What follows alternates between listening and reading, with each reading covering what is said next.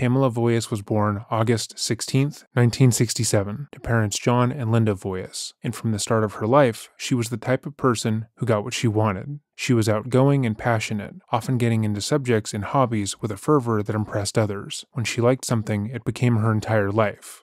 She was outgoing and energetic, making friends wherever she went, and always went after what she wanted. For the majority of her life, this trait was viewed as remarkable and enviable by those around her. Her networking prowess and her ability to endear herself to others was second to none, and her friends would watch in awe as she would effortlessly wrap others around her fingers. According to those nearest to her, she presented herself in an incredibly stereotypical way throughout high school. She enjoyed sports, cheerleading, was fairly popular, and got along well with the majority of her peers. Pamela was the type of person who everyone knew, and everyone seemed to have a story about. It wasn't until college that her more niche interests began to move to the forefront. According to Florida State University records, when Pam entered college, she became enamored with their radio program. She had never been so close to a production like that, and wanted to be a part of it. She came up with an alter ego, the Maiden of Metal, and pitched herself to the producers. According to her most fervent listeners, she was dynamic on air, and was really able to showcase her improvisation skills. One listener would state that she had the makings of a real radio personality, and that had she pursued a career as a shock jock, they would have gladly kept listening. But things would not go that way for Pam. While Pam was visiting New Hampshire over Christmas break in 1986, she would meet a young man while at a friend's house party. He was also into metal, and the two talked all night about their shared interests. Those present at the party would say that it was clear that there were sparks between the pair, as they hardly spent a moment apart. When they did separate, they seemed to be magnetic, slowly maneuvering through the party until they were reunited. That man was Greg Smart. Their relationship quickly grew from there, with Greg making the decision to move to Florida to be with Pam. Friends and family would state that both were head over heels in love with each other, with them both quickly talking about marriage and their future together. When Greg's friends and family urged him to think about his own future, to not move his entire life for a woman he had just begun dating, he rebuffed their advice, stating that he knew that she was the one for him, and he would do anything to be with her. The pair were inseparable when she was in college, with him actively supporting her career as the Maiden of Metal. And 2 years after meeting, they would get married in front of their family and friends in a quaint ceremony. But things quickly fell apart. The majority of their relationship had been fairly easygoing. They were both young, barely in their 20s, she was finishing her schooling, and they could talk for hours about their love of metal, and their want to see every live show that they could. But that couldn't support them financially. Greg soon realized that if he wanted to take care of Pam, if he wanted to be the husband he felt that she deserved, and the father he hoped to be for their future children, he would have to start taking his life and responsibilities more seriously. With that in mind, he began to approach getting a more serious adult job, which meant changing aspects of his, quote, metal appearance. He made the decision to cut his hair, he began to wear button-up shirts, and procured a position as an insurance sales representative through a family friend. To Pam, this change was unbelievable. She was furious with Greg, as she felt she had fallen in love with a young, edgy guy who would mock and ridicule the kind of person he was becoming. When they had fallen in love, she would have laughed in his face if he told her he wanted to sell insurance, but now they were married, and that's exactly what he was doing. She was upset with Greg, and told most of the people in their lives about her feelings. While some tried to comfort her, they also pointed out that he was right. He couldn't support their future family by drinking all day and listening to metal. He had made the change for her, but she didn't care. She couldn't wrap her head around what Greg had done, and within a few months of their wedding, she was already beginning to think about divorce. Pam didn't want a straight-laced, suburban love, like her friends and family had. She didn't want a white picket fence and financial stability. She wanted to recapture her youth, to feel wild and free, and to break away from tradition, and so she would go on to do so in horrific fashion. Welcome back to another episode of Dreading, or if this is your first time here,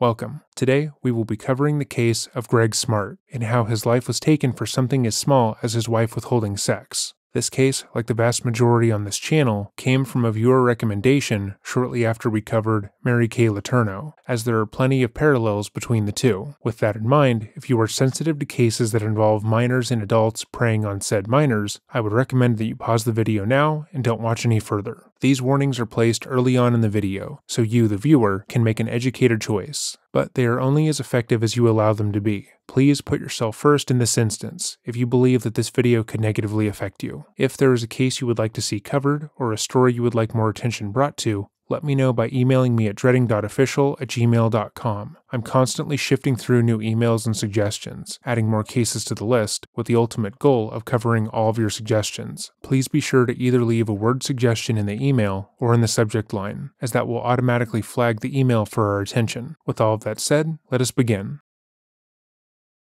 After graduating from college, marrying Greg, and moving back to New Hampshire, the Maiden of Pain would hang up her headphones and get a job working as a media coordinator at Winnacunnet High School. Though her job was unmetal, so to speak, as Greg's, she felt as if she were given a pass, because she never changed her appearance like he had. When she was the Maiden of Pain, she hadn't dyed her hair an unnatural color, or really done anything to make herself fit the metal image, so she contended she hadn't lied about herself like he did. She also felt that she could continue to listen to metal without looking like a poser, which had turned into a huge point of contention between the two. Pam would state that by the time she had started working at the high school, she had already begun to fall out of love with Greg. So when she met William Flynn, a sophomore student at Project Self-Esteem, the school anti-drug program, she apparently didn't see the harm in flirting with the minor. It seemed that Billy, a child with no responsibilities, could be properly molded into the person she wanted Greg to be. He didn't have to worry about money or taking care of their future family, so he could grow his hair as long as he wanted, and he could wear band t-shirts and ripped up jeans without issue. And, with a little coaxing from her, she could turn him into exactly who she wanted him to be. Of course, he didn't have to worry about those things because he was a child, but that didn't matter to Pam. All that mattered was that Billy could be what Greg couldn't. Or at least, he could try to be what she wanted. He would have to ask his mother if he could grow his hair out or wear ripped-up clothing, but he could still do it. Thankfully, his mother was more than okay with Billy's more grungy aesthetic. She even allowed the teen to pierce his ear, which Pam loved. Pam was incredibly popular at her new job. With both students and faculty. She was described as being funny and non-judgmental by students, and always had time to talk to them if they needed something. She was described by many as being their favorite member of the faculty, with many students making it a point to visit her throughout the day. The faculty felt similarly, but noted that Pamela was a bit socially immature. Those who worked alongside Pamela would recall that she seemed much more at ease among the teens in the halls. But there were two students in particular who took a shine to Pamela, that being Billy Flynn and Cecilia Pierce. Cecilia had also met Pam at Project Self-Esteem, and the teen immediately felt a kinship with her much older teacher. She had a difficult home life and was struggling with her classes, but Pam didn't treat her like the other teachers. She didn't make her feel as if her struggles in school were some moral failing on her part. Rather, Pam treated her like an adult who simply needed a bit more help. This kindness meant the world to Cecilia, and she became Smart's Media Center intern, helping her produce videos for the school and create programs like Project Self-Esteem. But their friendship wasn't just one-sided. Pam became close to the minor and confided in the young woman often. She told Cecilia about Greg's change, how she had begun to feel distant from her husband, and went further to tell her that Greg had cheated on her. Pam and Greg's marriage had fallen apart almost immediately after the two were married. Pam became distant from her husband, and as the distance grew, Greg found himself spending more and more time at work. He often worked nights, meeting with clients over dinner, and on one occasion slept with one of his potential prospects. Greg confessed to Pamela that he had engaged in a one-night stand, breaking his vows to her. According to some reports, he immediately came clean to his wife, believing that cheating on her was his rock bottom and that they needed to stop avoiding their issues. But Pamela felt differently. Though Greg had seemingly confessed in order to try and mend the relationship with his wife, it only amplified their issues. Pam no longer trusted her husband and began to lean more heavily on her relationship with Cecilia and Billy. In her mind, they were the only two people she could really trust, and she began to put an unhealthy amount of pressure on the two teenagers. Wanting to spend more time with the pair, Pam looked for more excuses for them to hang out. She wanted to make her relationship with the two students appear less strange, as she was well aware of how her peers saw her interactions with the two. Many of her colleagues had noted how close Cecilia and Billy were to the adult, and had made innocuous comments about it. They teased Pam, stating that Billy likely had an innocent crush on her, but no one had expected that she would act on those feelings. After a bit of searching, Pam would find the perfect excuse to spend more time with her teenage friends, in the form of an orange juice contest submission. Pam was made aware of the annual nutrition music video contest that had been running for 5 years at that point. The contest terms changed every year, but in 1990, the objective was for high school students to make a music video to promote orange juice and why it's a great part of a balanced diet. Hundreds of schools would submit videos, and 2 lucky schools would be given trips to Disney World. When Pam heard about the contest, she decided that Winnicott High School would submit their own music video. She would be the brains behind the endeavor, as the media coordinator, and Billy would be behind the camera to create the music video for the feature, and Cecilia would help as well. B.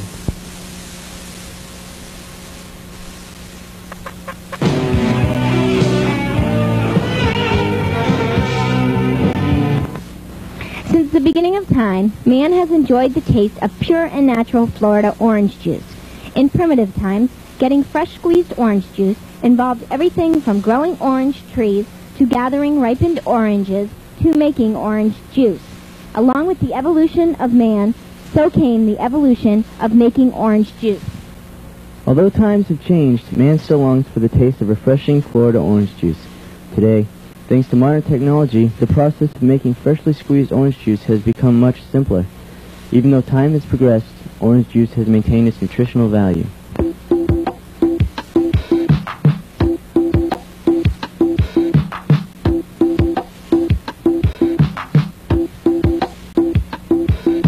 We start each day with work to do. We get our energy from orange juice.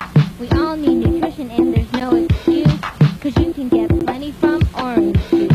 OJ gives us energy for work and play. OJ is the best way every day. Since time began this day, though times have given us an easier way.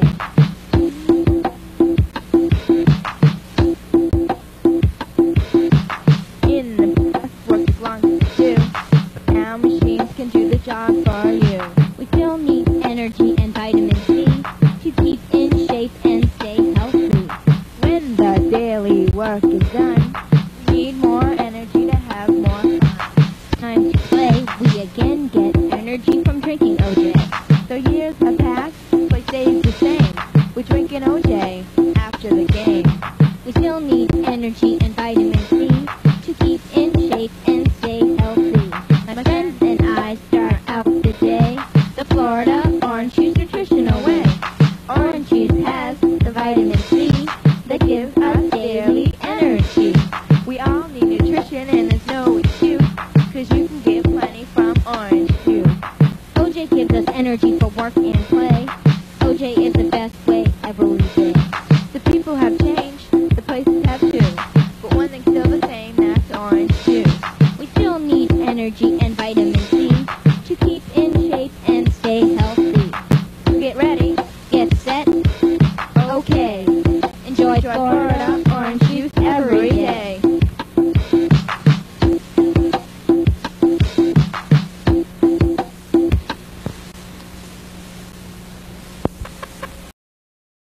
The contest was just a cover for Pam to spend even more time with the 15-year-old Billy, and the pair soon would grow uncomfortably close. When Greg was at work, Pam would spend her time with the teens, and even allowed them to both stay over at her home on a number of occasions. Pierce would state that Pam's home was a sort of vacation for her, where she could hang out without having to take care of her younger sister or deal with parental pressure. She stayed with Pam as long as the teacher would allow, and on a couple of occasions, stayed with the Smarts for about a week. Billy would also join Cecilia, and the trio would spend their time watching movies, or at least Cecilia would watch a movie while Billy and Pam would go upstairs to have sex. Pam would go on to state that she, the adult in the situation, was the one who was vulnerable in the relationship. She would allege that she had been head over heels in love with Greg, and that their marriage had been perfect prior to his cheating. That alone would send her into a tailspin, where she allowed herself to be swept up in Billy's pining for her. It didn't matter that she was the adult authority figure in his life, she claimed, because her self-esteem had been so thoroughly rocked. Billy, the 16-year-old, saw her vulnerability and pounced on it, or at least that's what she would go on to state. Cecilia and other teens who knew about the relationship felt differently. Cecilia would state that in February of 1990, Pam would admit to having feelings for Billy, who was only 15 at the time. The young girl thought the notion of the pairing was ridiculous at first, and actively believed that the teacher was joking, until she caught them having sex. But this wasn't any teacher. This was Pamela Smart,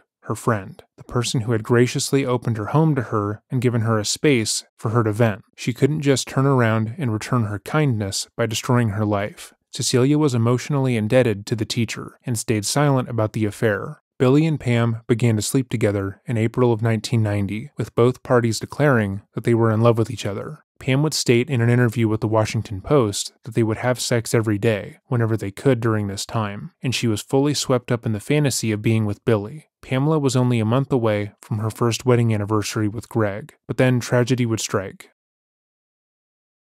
May 1st, 1990. Pamela had had a long day. It was a Tuesday, and her day had been full of helping her students, and she had been kept at work far longer than usual. She stated that she had multiple projects to work on, and a school board meeting that night. So when she came back home to their condo at around 10 p.m., she expected Greg to meet her at the door. However, when she pulled into the driveway, the residence was dark. Greg's car was there, so she knew he was home, but from the outside, the home appeared vacant. Pam thought little of it until she entered the home. Laying face down in the entryway of their home was her husband, murdered, just 6 days before their first anniversary. Pamela was hysterical when she found Greg's body and ran to her neighbors for help. She was unable to properly communicate what was wrong, leading to her neighbors believing that Greg had simply passed out at first. But by the time the emergency services arrived at the home, it was already too late. Greg had died. Pamela would state that following the discovery of Greg's body, she was in a state of mania. She refused to go back into the condo, believing that whoever had attacked Greg could still be inside.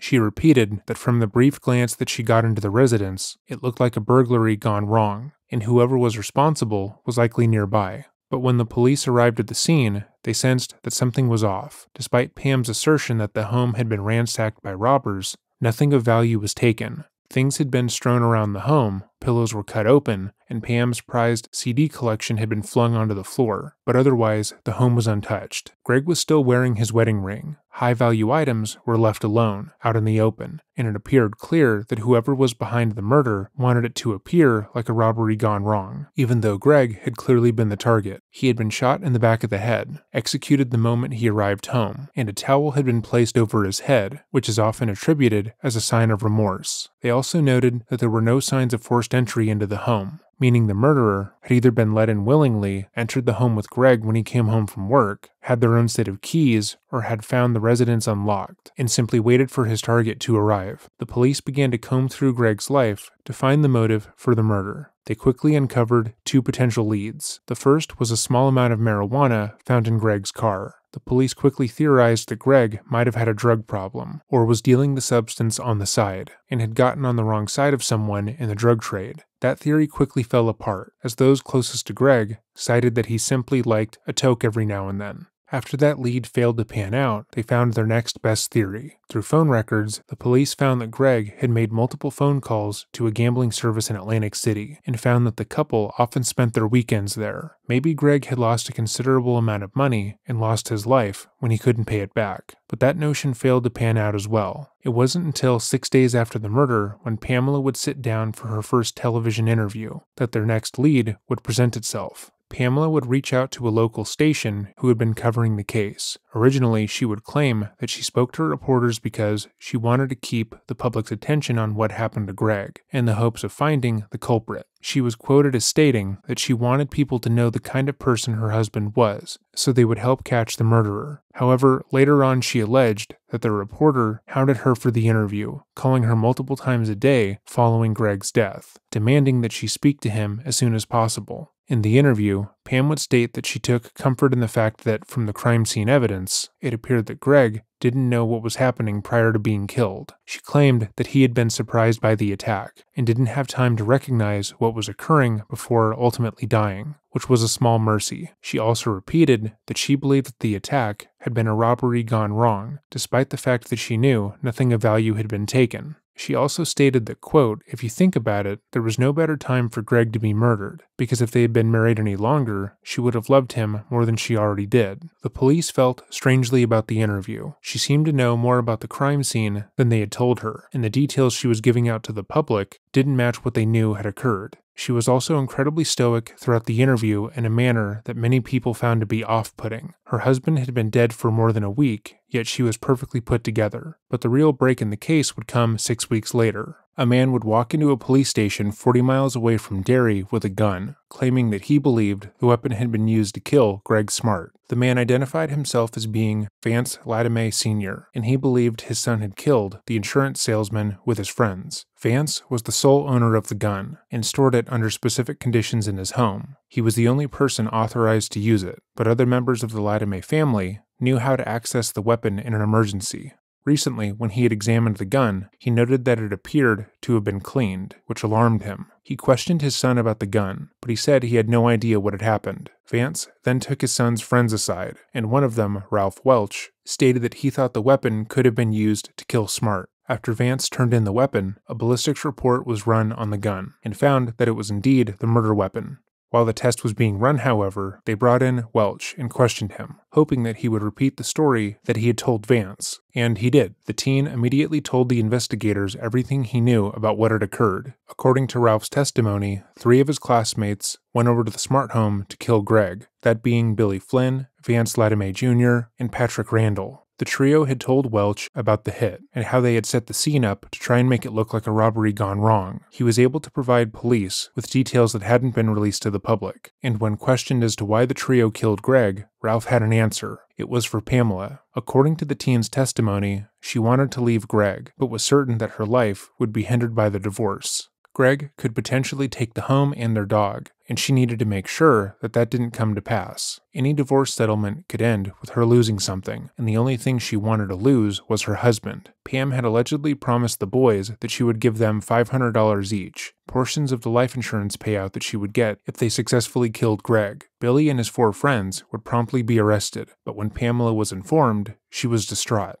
Once more, the press and the police found her reaction to be strange. She had repeatedly stated that she wanted the case to be solved, that she wanted the men who hurt her husband to be found and brought to justice. But upon learning that that had occurred, she seemed devastated. Despite Welch's testimony that Billy, Vance, and Patrick had committed the murder at the behest of Pamela, she hadn't been arrested. All 3 boys were tight-lipped about what had happened. The boys closed ranks, refusing to tell the police what happened, or even give themselves a defense. They had convinced themselves that if they were all to keep their heads down and keep quiet about what had occurred, they would be sent to juvie and released when they turned 18. Regardless, the case would once again be broken, this time by an anonymous tip given to the police, telling them that they needed to speak to Cecilia Pierce. According to an interview done with Pierce for New Hampshire Magazine in 2016, Pierce had overheard Smart and Flynn discussing their plans to kill Greg. She had been hiding their relationship for a while, not wanting to lose 2 of her only friends by telling another authority about their affair. But, believing that her teacher was going to have her classmate kill her husband, she approached a school administrative assistant and told them exactly what she had heard, only for the adult to tell her that they were probably just joking, and that she was taking things way too seriously. This assistant was reportedly close to Pam, and like most of those in her life, didn't believe the well-to-do woman would ever genuinely consider hurting anyone. When the boys had been arrested for the murder, and Pam wasn't, the person came forward and told the police that Cecilia knew more, and the police immediately acted upon this information. Cecilia was brought into the police for an interview, and told them everything she knew. She detailed how she had become close to the teacher, how she viewed her as a surrogate big sister, and had even stayed over at the Smart home prior to the murders. Cecilia then told the police how Smart and Flynn's relationship began, and how she walked in on them having sex. The teen detailed overhearing their plans to kill Greg, and how she had been turned away from reporting the matter to the police, only a week before the murders took place. Though the investigators were now convinced of Pamela's guilt, they knew that they had an uphill battle. Court cases had been won previously on witness testimony alone, but if they wanted to make sure that Pamela was brought to justice for her role in Greg's demise, they needed to get something more concrete. After talking to the teenage girl for a while, they asked her if she would be willing to help the investigation by wearing a wire. Cecilia agreed, and would walk into Smart's office at school with a recording device hidden under her clothes. However, from the moment that the young girl walked into the media coordinator office, Smart was on edge. Pamela would allege that her lawyer had told her to stay away from Pierce, citing that she had been questioned by police and would likely be monitored by them. She was recorded on tape telling Pierce that she was scared to talk to her. because Pam knew that the police were trying to pin the blame for the murders on her. But even still, they talked, and Pam didn't deny asking Billy to kill Greg. She would also threaten the young girl, telling her that if she were to tell the truth, the police would send her to prison as an accessory to murder, because she didn't stop them. Pam told the teenager that if she is called to take the stand or spoke to the police again, she needed to be adamant that she, Pam Smart, had no part in the murder, and that no one who said otherwise is wrong. Pamela was cashing in the months of goodwill she had built up with a struggling teen. She implored Cecilia to think about how she would feel if her words resulted in Pamela spending the rest of her life in prison. Could she live with that, after all the teacher had done for her? By the end of the recording, the police had everything they needed to move in and arrest Pam, and so they did. Following Pamela's arrest, the police turned their sights back on the boys. The case against Pam was weak. Sure, they could show evidence that the teacher had an affair with Billy, and they had Pamela on tape, nearly confessing to orchestrating the murder, but any good defense team could make the jury think the case was a witch hunt. They needed more, and began to put pressure on the boys. They informed the teens that they were going to be tried as adults for their part in the murder, and would be sent not to juvie but to adult prison. Upon learning that they would be facing life in prison rather than a 2-year stint in juvie, the boys began to open up to police and told them exactly what had happened. All the boys had roughly the same story. Pam had confided in Bill about the state of her marriage, claiming that Greg often struck her and their relationship was abusive. She went further to showcase the marital dysfunction, bringing the boys into her office to hear her argue with Greg over the phone. She told the boys that if she were to get a divorce, she would lose her dog, her home, and her furniture, and the only way she could leave safely was if they killed Greg for her. To further motivate Billy to kill her husband, Pam went as far as to withhold sex from the minor, telling him that until he proved his love for her by killing Greg, she couldn't be with him. Their stories matched exactly what Cecilia had said, and they shared common nuances that informed the prosecution that they were telling the truth. Most devastatingly, all the boys relayed that prior to killing Greg, he refused to hand over his wedding ring, even when there was a gun pointed to his head, and begged the boys not to hurt his dog. The boys each took a plea deal in order to get lighter sentences, and each agreed to testify against their former teacher. In response, Smart's lawyers argued that the boys had killed Greg not because she wanted them to, but because Billy had become obsessed and possessive over her, and couldn't stand the idea of her being with her husband. They tried to characterize the teacher as being the ultimate victim in the situation, that she was a good woman, whose only fault was allowing herself to be swept away by a younger man. They put forward that the young men were all ne'er-do-wells from the wrong side of town, and that Billy became obsessed with her after she innocently tried to help him, and in order to properly sell this narrative, she took the stand in her own defense. The following footage was sourced from the Court TV channel here on YouTube. I will leave a link to the full commentary-free version of the footage down below, should you prefer to watch it uninterrupted. As we have said in our previous coverage of cases like this one, it's obviously never in the defendant's best interest to take the stand. From the moment a court case starts, the jury is honed in on one thing only, that being the guilt of the person on trial. While they will listen to hours of conflicting testimony and evidence, their job is to parse through the two arguments they are being shown and decide which one is more believable. And because everything revolves around the defendant, special attention is paid to their behavior. Things like how a defendant is dressed for court becomes a huge point of contention, and we've seen examples where something as inconsequential as a defendant's shoes become a huge tipping point. A good defense team will tell their client to sit in court, wear neutral colors, and look repentant. They would tell their client to react appropriately to the information they are listening to sit up straight, and appear contrite throughout the hours of testimony. That way, no matter what the jury heard during the case, they would be less likely to think that the accused would be capable of wrongdoing. How could the prosecution argue that the defendant was a loose cannon who couldn't control their temper when they appeared so mellow the whole time? And so on. That said, many people who feel as if they can outsmart the judicial system also feel as if they possess the ability to manipulate others in their lives. They aren't content to simply let their lawyers argue at their behest, and so they decide to take the stand in their own defense. And Pamela is one of those people. She believed that she could manipulate Billy and the boys to kill Greg. She also believed that she could convince each party to keep their mouth shut if they were arrested. And she also believed that she could emotionally manipulate Cecilia into silence for the rest of her life. And when she was eventually brought to trial, she again believed she would be walking away from the whole ordeal a free woman. Let's see if she was successful.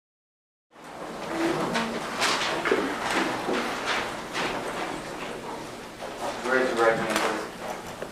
swear the testimony you're about to give today will be the truth, the whole truth, and nothing but the truth, so help you God? I do. Let's have a seat. State your full name, please. Pamela Ann Smart. You were born with the name Smart. No, I was not. How did you get the name Smart? I was married in May of 1989 to Greg Smart Why did you marry Greg Smart? because I loved him. I wanted to spend the rest of my life with him. Could you keep your voice up? I didn't hear the last part of that. I said because I loved him and I wanted to spend the rest of my life with him. Pamela's direct examination is off to an alright start. Her outfit is fitting for the situation. She has been styled respectfully. But what we can immediately notice is how formal and unemotional she is from the get-go. Immediately, she is asked about her name, Smart, which she has not changed to this day. When talking about how she got her last name, i.e. marrying Greg, her voice is direct and unwavering. There is no sense of sorrow or sadness when she talks about Greg, which could be interpreted by the jury as being uncaring. When she repeats her statement about loving Greg and wanting to spend her life with him, she comes across as annoyed and slightly aggressive, which is the opposite of what her legal team would want. This is one of the reasons why taking the stand in one's own defense is so precarious, because while I could easily state that this kind of lack of emotion is normal, and that everyone grieves differently, this doesn't account for how each member of the jury would interpret this. If even one person in that jury box feels like she is too void of emotion when recalling her late husband who was murdered by her child victim, that destroys the entire case. What was it about him that you loved? He was really kind and gentle, and he was fun to be around. Was your marriage happy? Yes. When asked what it was that Pamela loved about Greg, she gave a couple of rather generic answers, which do very little to give the public a sense of their relationship. If you're trying to portray a grieving widow who could not have possibly orchestrated her husband's demise, it is preferable to be specific. Talk about a time when you first realized that you had feelings for him. Talk about how he proposed. Give an example about how he was caring and kind. While it's good to be direct on the stand, you also want to get the jury on your side. If she were to go on a small tangent about something specific that she loved about her husband, and the prosecution were to object to her response, she would look like the aggrieved party. The jury would likely be on her side in that instance, and the defense could play that up. But that doesn't happen. Instead, Pam despondently states that she loved Greg, and that they were happy, which the jury would already feel is untrue, as she had an affair with a child. But continuing on. Why don't you tell us where you worked, where Greg worked, where you lived after you got married? I worked at School Administrative Unit 21 as Director of Media Services, and Greg worked at Metropolitan Life Insurance as an account representative. Right after your wedding, where did you live? In Derry, New Hampshire, Where? 4E Misty Morning Drive. Did you have any problems in your marriage? At what point? In the summer after your marriage? No.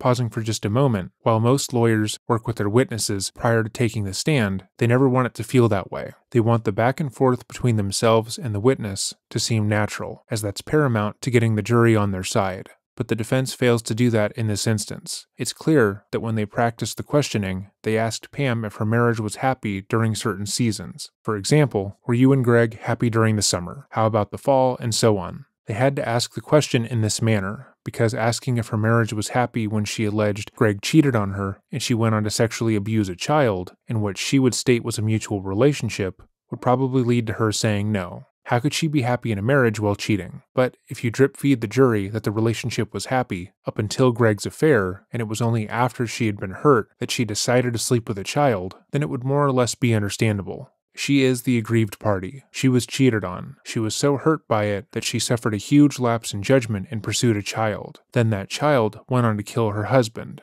Not because she wanted him to, but because he loved her. Completely understandable. That is what they are trying to put forward, but that narrative falls somewhat flat when her lawyer accidentally asks if the relationship was happy in a more general sense. Pam then asks him to clarify what time period he's talking about. clearly showing that this was a line of questioning they had planned. Again, that is normal, and not damning by any means, but the narrative that the prosecution is putting forward about Pamela is that she is a manipulative, controlling person. She wanted Greg dead and seduced Billy to make that happen. Her coming across as put together on the stand only validates those claims, and her guiding her own lawyer's questions doesn't help.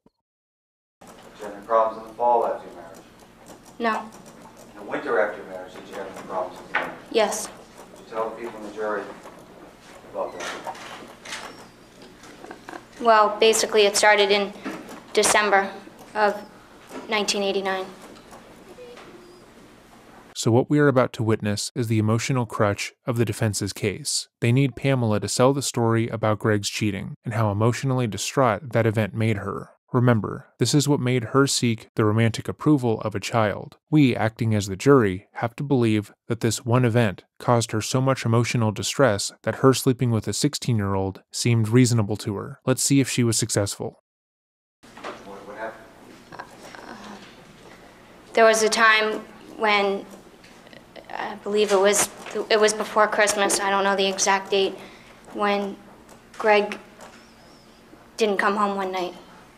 And he came home the next morning. Was that something he did often? Never. Without me knowing where he was. What did you do on the evening when he didn't come home?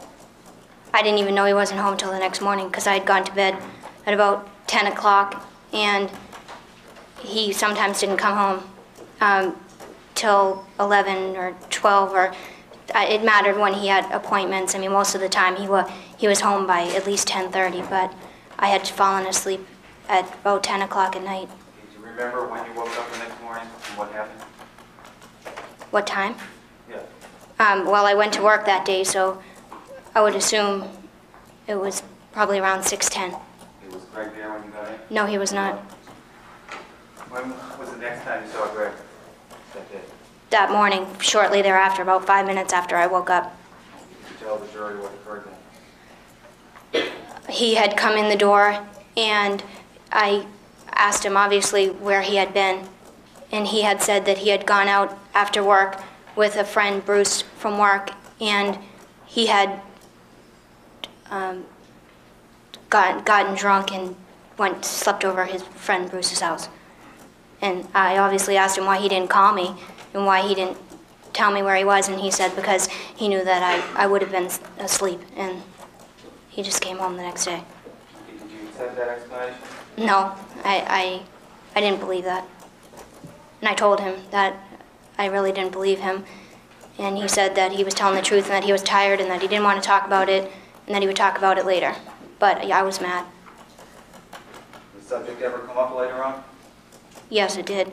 He called me at work that day. I went to work, and he called me at work, and I asked him where he had been, and again, he gave me the same story. Did you believe him the second time? No, I did not. How did you react when he told you again?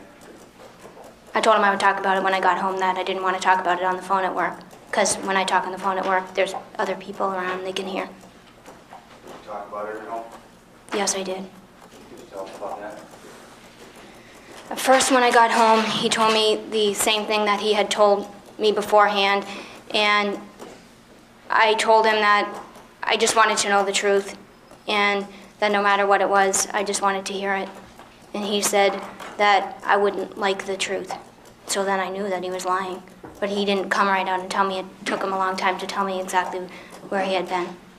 At some point after that, did you have further discussions about this? Yes, I did. And this is at the same time when I got home from work that night. And I don't know, it was around 4:30, and it was before he went to work that night. And yes, he told me that he had been with someone else. Let me know in the comments down below if you now empathize with Pamela over Greg. Do you believe that this event not only happened, but that his cheating deeply affected her?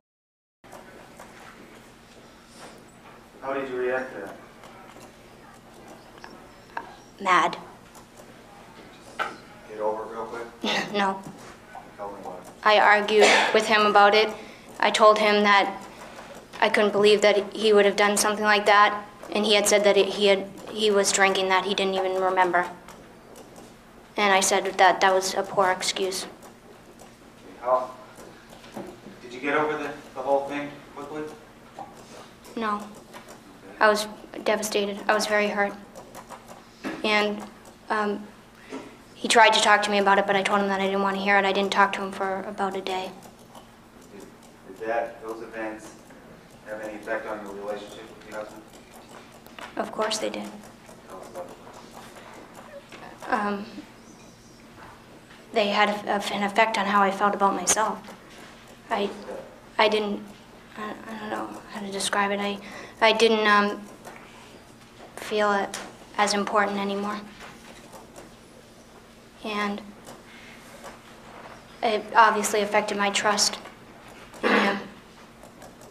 I didn't, I don't want to say that I never trusted him at all, but I was a little more hesitant after that. Pamela does virtually nothing to make her story seem like it affected her at all. She is completely stoic and straightforward when talking about what directly caused her husband, the man she is trying to claim to still love today in 2024, to perish. Imagine that your partner cheated on you and how that would hurt you. Now imagine that you have to recall that experience in front of a group of strangers who all believe you are responsible for his murder. Do you think you could sit straight-faced and recite the events as clearly and concisely as Pam just did? Probably not. Again, this isn't to say that her reaction is wrong or bad. People process their emotions in different ways, but her straightforward demeanor would naturally stand out, especially when placed next to Billy Flynn, who had cried on the stand while recalling how he killed her husband. When, roughly, we use Christmas as a host here, can you tell us when this was, these events? I would say they were probably within a week before Christmas. I know they were at least 3 days before Christmas, because something happened 3 days before Christmas that I remember. What's that? We had gone, well, first of all, we talked about it again, and I asked Greg if he loved me, and he said yes. And I told him that I still loved him, and that even though I was mad about what happened, I still loved him. It didn't make me stop loving him. And so we had decided that we would resolve things. And I think it was 2 or 3 days before Christmas, we went to a party at Greg's uncle's house in Nashua. Did anything unusual occur at that party?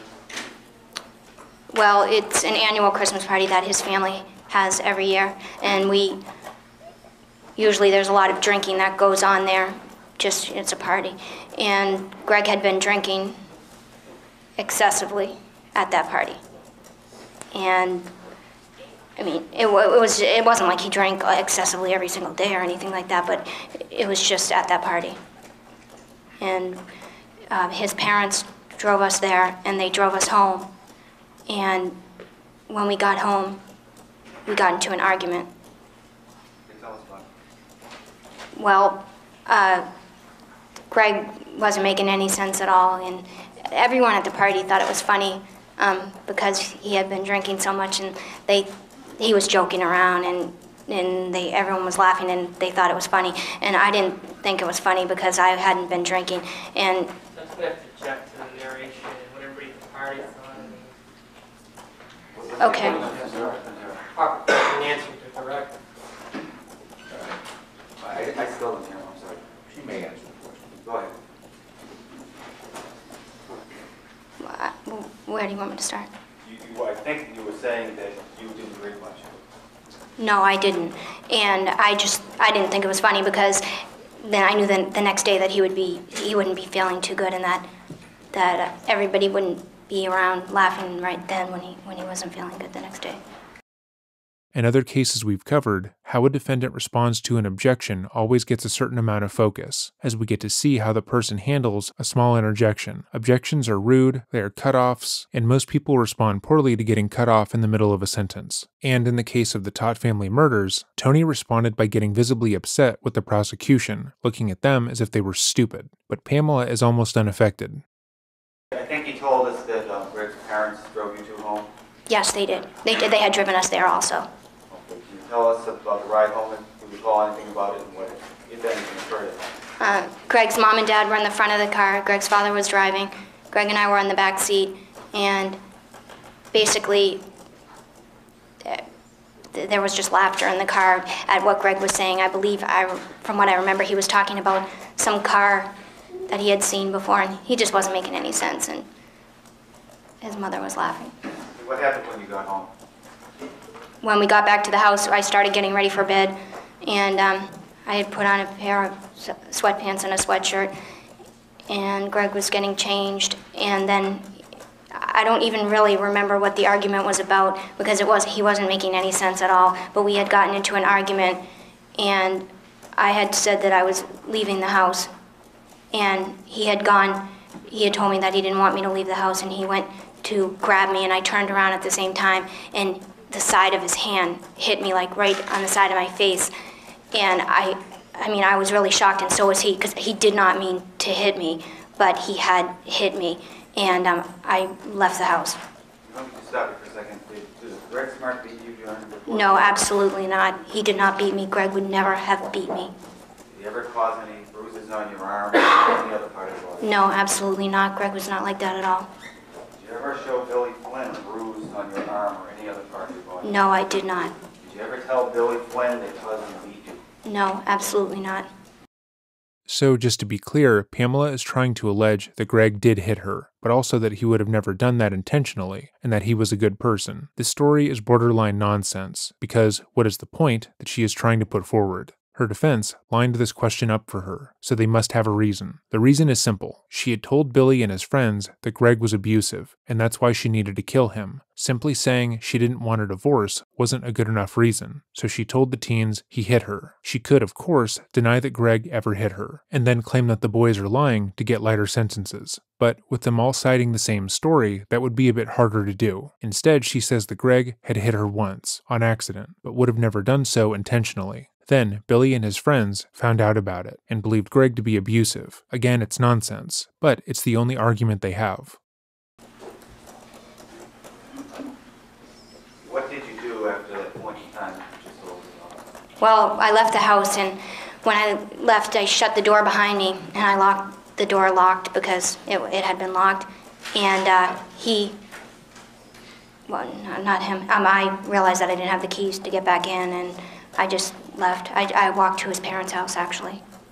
Did you ever get back in the house that night?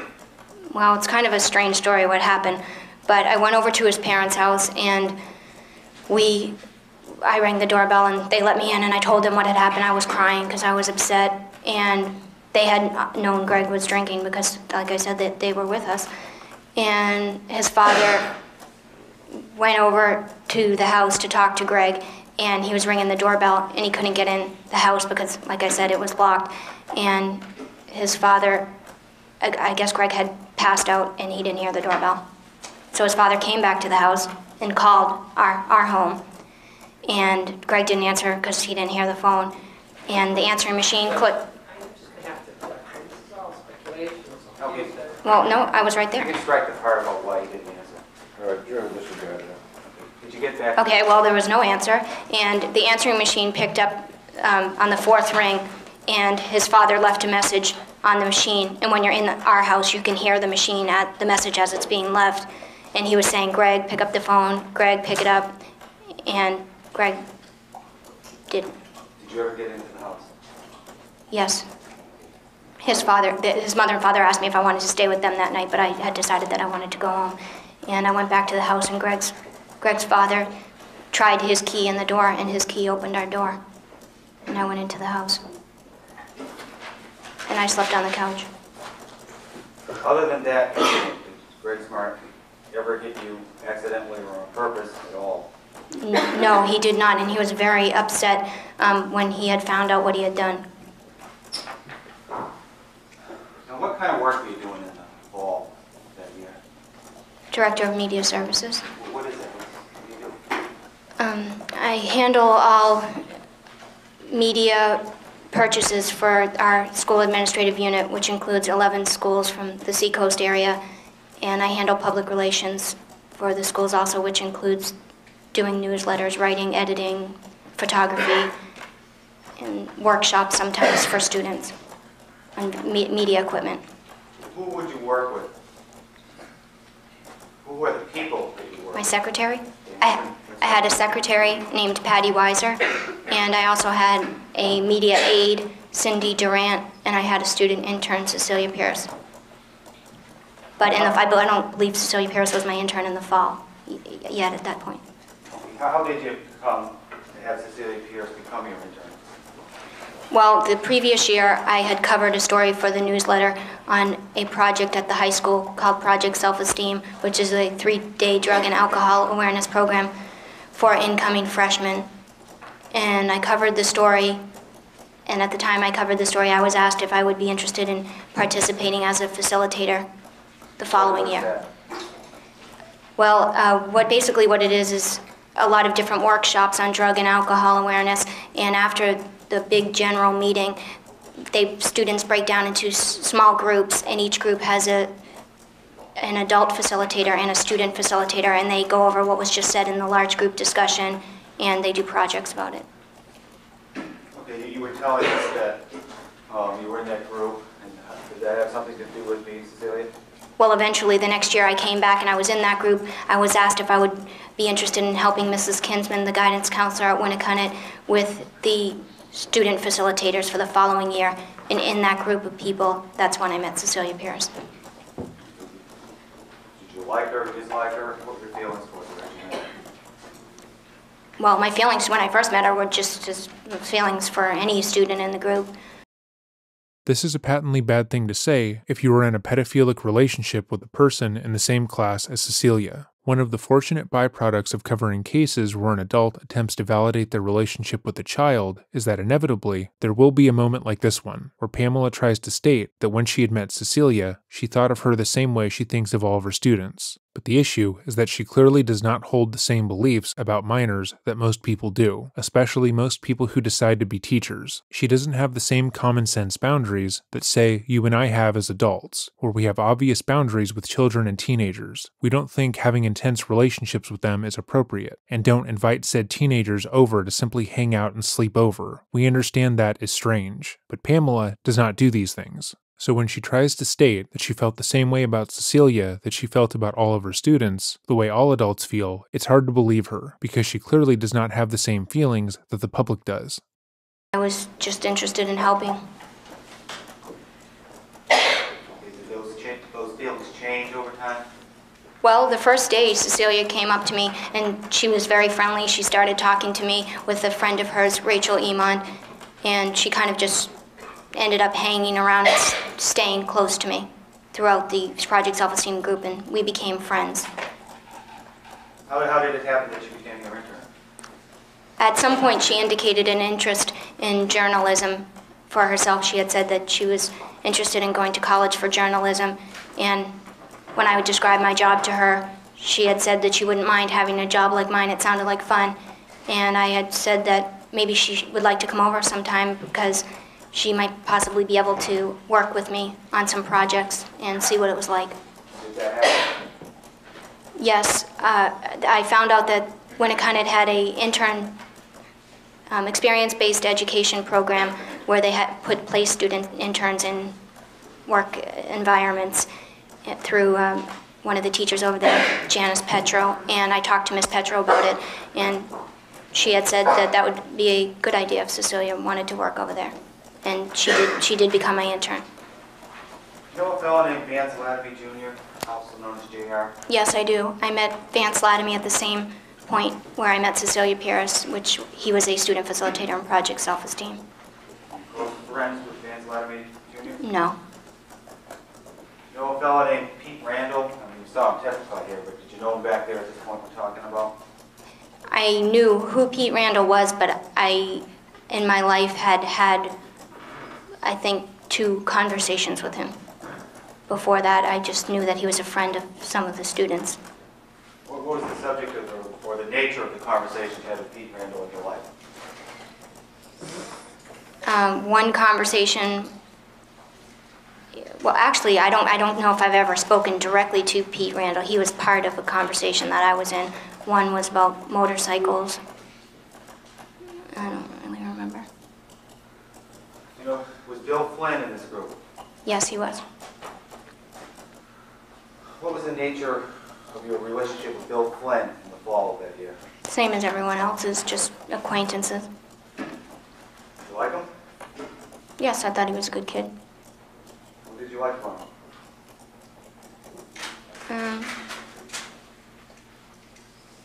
He was easy to talk to. Friendly. Do you have any shared interests?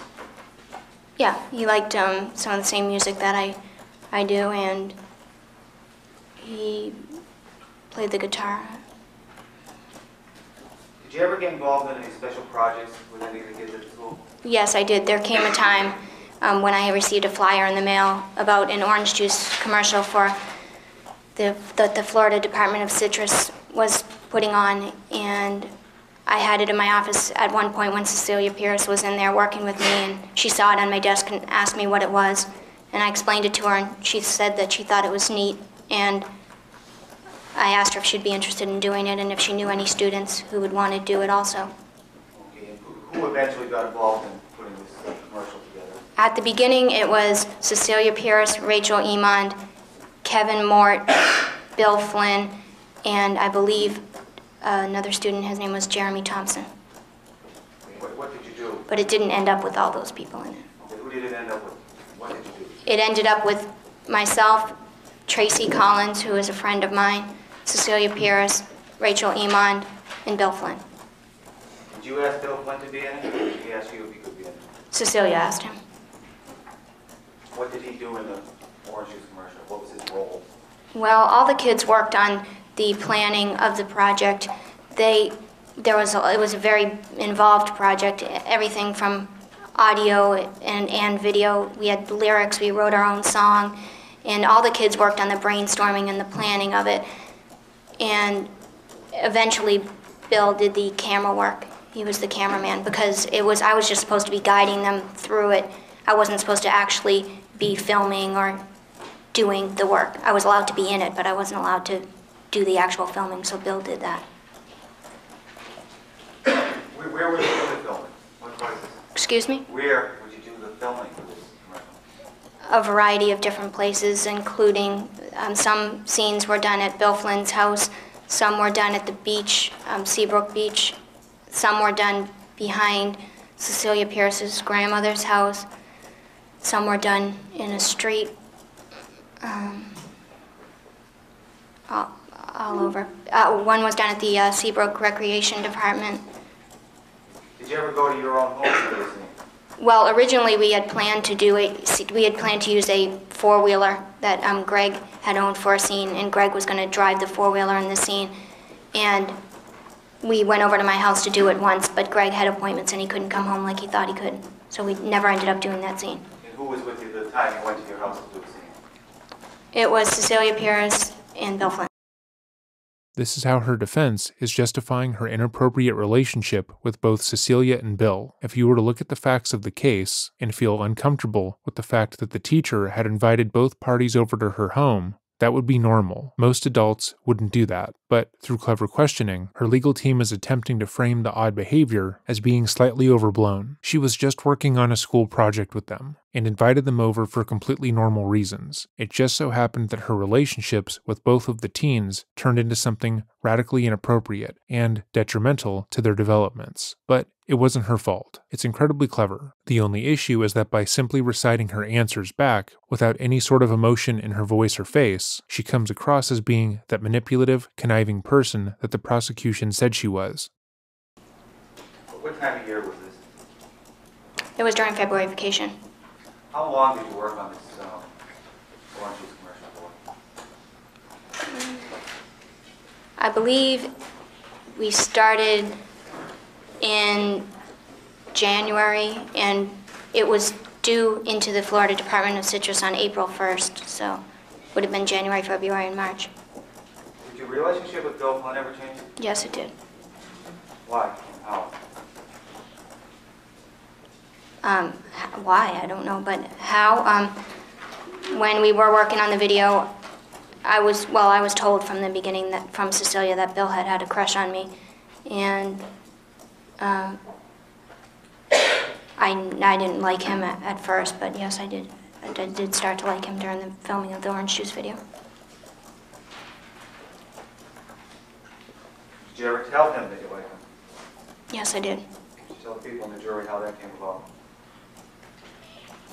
Cecilia had said that Bill was talking about me and that she thought that I should talk to him. And I believe he came over to my office and I had told him that I had known he had liked me and that I thought he was really nice and that I liked him too, but that I was married and that I was not interested in having a relationship with him. What was his reaction to that? He was surprised that I had liked him. But he didn't really say anything, he just kind of sat there. This is one of the most unbelievable things that Pamela would say, because, to be clear, there is no way as an adult you would tell a child who you know has feelings for you that you reciprocate those feelings and expect nothing to occur. Telling someone that you have romantic feelings for them is not something that you do if you expect them to do nothing, especially if the person you are saying that to is so emotionally immature, like a teenage boy would be. To put this into perspective, say there was a person in your life that you had a crush on, but they were married. They are in their own relationship. They have committed themselves to another person, and they are happy in said relationship. You realize this, but still harbor some form of feelings for them. If they told you that they had feelings for you too, what would that motivate you to do? Would it cause you to take a step back, realize nothing could ever happen between the two of you, and move on? No. You would likely pursue a relationship with that person because they just gave you the green light, so to speak. Now make that person an emotionally immature teenage boy, and how do you think he would respond to that information? He would probably be over the moon because his previously unattainable crush just told him that they feel the same way for him. For her to try and claim that she told Billy she had romantic feelings for him, but only to try and dissuade him from being attracted to her is nonsense, because any reasonable person would know that that wouldn't be the outcome. She is attempting to push the onus of responsibility for the affair away from herself, the same way Mary Kay Letourneau did, and paint Billy as being the aggressor. He wanted the relationship, he had the crush on her, he pursued her, and even though she was an adult authority figure in his life, she was somehow powerless to stop him. It's illogical and doesn't stand up under basic reasoning, but every time this kind of narrative is put forward, it's pretty fucking disgusting. I'm not sure if you said this, but when was this call? February 5th. Did you kiss him on February 5th? No. I told him I didn't like him. Did there ever come a point in time when you did kiss Bill Flynn? Excuse me? Did there ever come a point in time when you did kiss Bill Flynn? Yes, I did. What happened between this February 5th when you told him that you couldn't have an affair at that point in time? What changed? My feelings. Describe it. What's going on? Well, I didn't set out to have an affair with him, but I did. And in February, I believe it was February 27th or something, it was during February vacation also, while I was over his house, we were working on the video, we were in his room, and he kissed me. Fight him off? Excuse me? Did you fight him off? No. Tell us what happened. He kissed you. He kissed me and then I went home. Did you talk about the kiss after the kiss? I don't remember. I don't think so. Did you ever, after that day, what was the nature of your relationship? How did things go after that? Well, I really didn't want to have an affair, and I was trying to fight my feelings.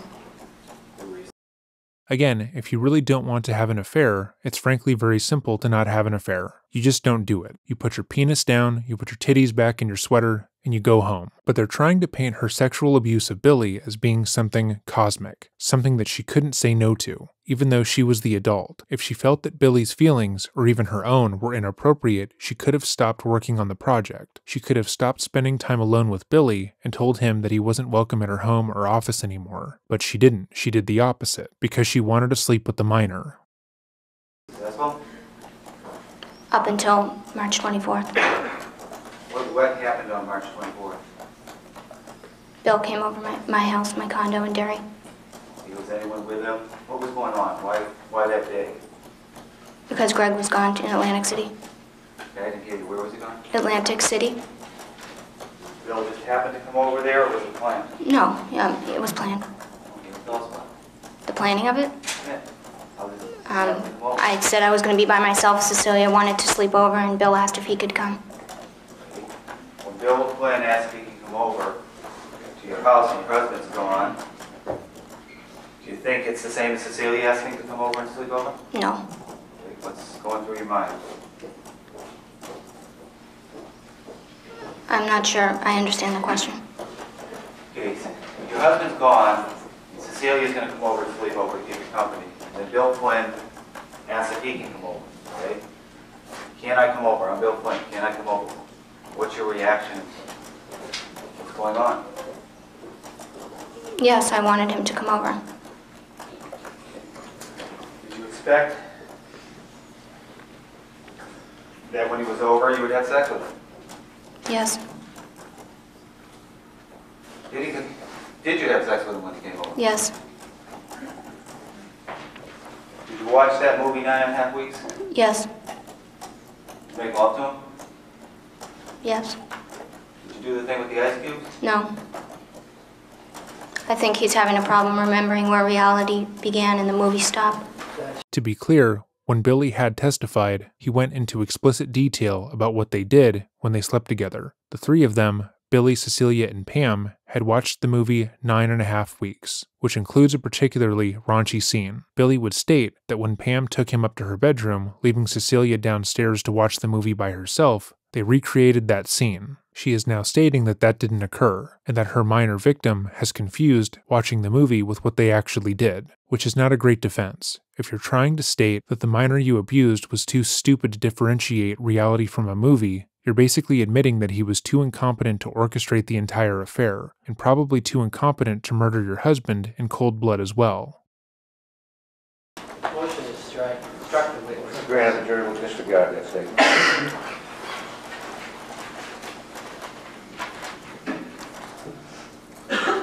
You saw some pictures that were entered into evidence earlier. You recall them? Pictures of you? Photographs of myself, yes. Okay. What were those all about? How they happened? I believe they were taken in March or April. They were taken for something in April, so I know they were taken before the end of April. The photographs they're talking about are these ones. There are two narratives around these photographs. The first is that she and a female friend wanted to submit their own raunchy photos to a model search, so they spent the afternoon dressing up and posing. It was just a fun time waster, but nothing came of it. She would claim that instead of getting the pictures developed herself, she gave the film roll to Bill to get developed. Again, the same person she's stating she didn't want to be in a relationship with, who she wasn't pursuing, who she tried to stay away from because she knew their relationship would be inappropriate. So then she gave him the photos. The other narrative is the prosecution's. They alleged that she took these photos for Billy. They believe this because the photos were given to Billy. Let me know which story you believe. Photos were of myself. I really didn't want to develop them at the usual place where I dropped off my film for school because I knew all the people in there and I really didn't want them seeing photos of me. So I had Bill take the roll to Kenny. Okay, and did you get the photos back? Yes. I believe the package, when it was given to Kenny, was also given with another roll of film that was either Bill Flynn's mother's or Bill's. And apparently Kenny had written Elaine Flynn's name on the package because Tracy still has the package. And the film was dropped back off. Kenny, when it was done, Kenny gave it to Elaine Flynn, who opened it, apparently because it said her name on it. Just tell us what you saw. Oh, okay, well, Bill brought the pictures back in and gave them to me at school.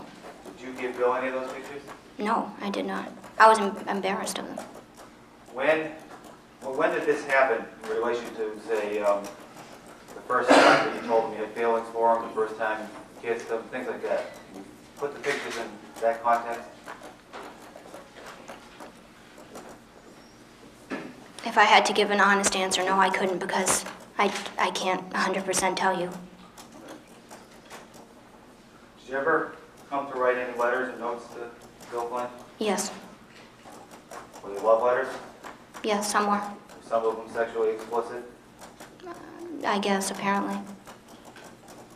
There's a note here, I'm not sure if I can dig it out. There's one note that's... I know what you're talking about. Pardon me? I know what you're talking about. It's multicolored. Yes. Is That's that... not a note. Okay, well, what is that? That's just lyrics to a song. It should go without saying that if you're on trial and you take the stand in your own defense, that you should not interrupt the person asking you questions, especially if you are interjecting that you already know what they're going to say. Did you give that to Bill Flynn at any point in time? No, I didn't. It was inside a tape in my car. Did you ever buy Bill Flynn booze or alcohol? No. Did you ever see him drunk? Yes. Yes. Can you tell us about that? On one occasion. I had picked him up on one occasion with Cecilia Pierce, and he had been drinking Southern Comfort. Well, that's what he told me. I didn't see him drinking it. Okay. Where was he picked him up and where did you go to? I picked him up at his house, and we went to Vance Latamy's. I don't really remember the night very clearly, but I remember there was a stop at Vance Latomy Jr.'s house. I believe we went to Salisbury Beach. After you became sexually intimate with Bill Flynn, the night you told us about, 9.5 weeks, how often did you see him? I usually saw him at school every day. How often would you see him outside of a normal conference? Well, usually on Saturdays we would work on the orange juice video, so I would see him then, and sometimes after school, but not always, because we did the video with Cecilia also, and she was working at the time, so she wasn't able to do it every single day. What were your feelings about having him here? I had mixed emotions about it. I was, I don't feel too good about myself. You said mixed. Well, I liked Bill, but I also loved Greg.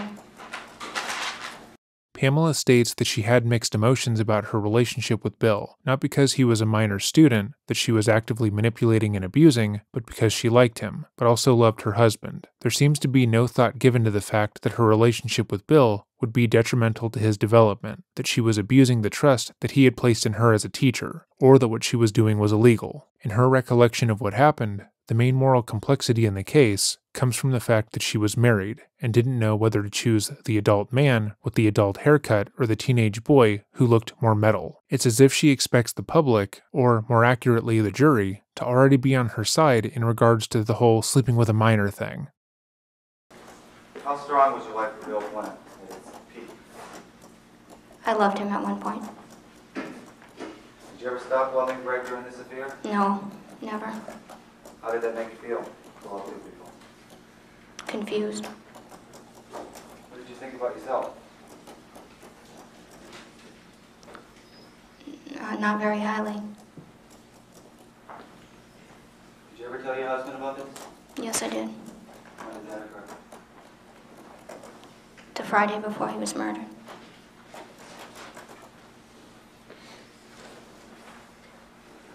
Tell us about it. Well, there had been quite a few occasions when I had wanted to tell Greg, but I had chickened out.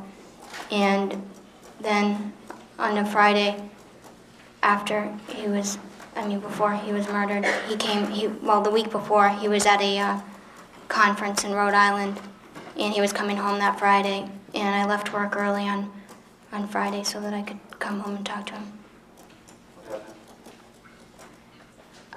He had come home and started telling me about what had happened during his conference, just general talk. And during that conversation, he had told me that one of the other men from, I don't know if it was someone from Metropolitan or someone that he had just met, had brought a hooker back to their room or something, not Greg's room, but to this other guy's room. And he had started telling me about that, and obviously I was wondering why they would do something like that, and I asked him if he had been with this hooker, and he said no.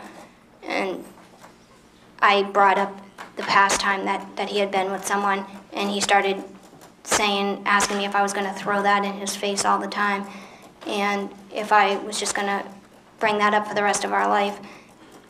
And I said something to the effect of that it wasn't easy to forget, and that how would he have felt if I had done something like that. And he answered and said that he wouldn't be too happy about it either, but that he wouldn't throw it in my face for the rest of my life. So then I told him. And he wasn't happy.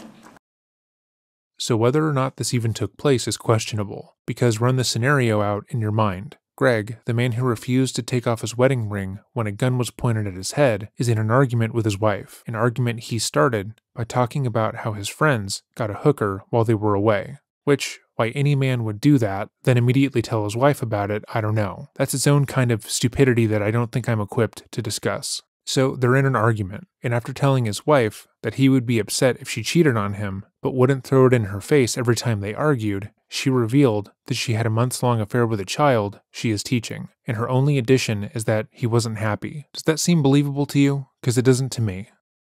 Did you talk about it that night? Well, we talked about it for about 3 hours that day. And he said that he couldn't believe that I would do that. And I told him that I was sorry, and he asked me if I loved him. I said I did. I did love him. Again, she doesn't describe the conversation they had. She doesn't state that he was devastated, that he was crying, or that he was furious and throwing things. She's very detached with her description of events, like it was something she witnessed, but didn't directly experience. Being cheated on is a huge betrayal of trust. Any person would reasonably be upset by that alone. But she cheated on him with a minor, a student whose supervision she was trusted with. Most people wouldn't believe their spouse would be capable of doing something as awful as that. But in Pam's emotionally detached retelling of events, her admission led to a 3-hour conversation where Greg was vaguely upset, but otherwise the confession was a non-issue.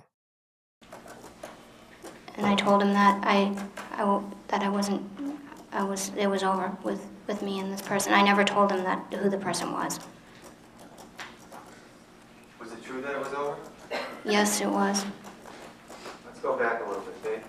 You told us about the night you were in with the 9.5 weeks, Dave. They loved Billy Flynn. What happened between that point in time, I think you said March 24th and May 1st, sometime late March, May 1st. Well, there was still a relationship going on then, and I just realized that obviously I couldn't have 2 relationships at once, and that it was going to have to be one or the other, and I wanted to be with Greg. Did you ever make any attempts to break off with Billy? With Bill? Bill. Yes, numerous attempts.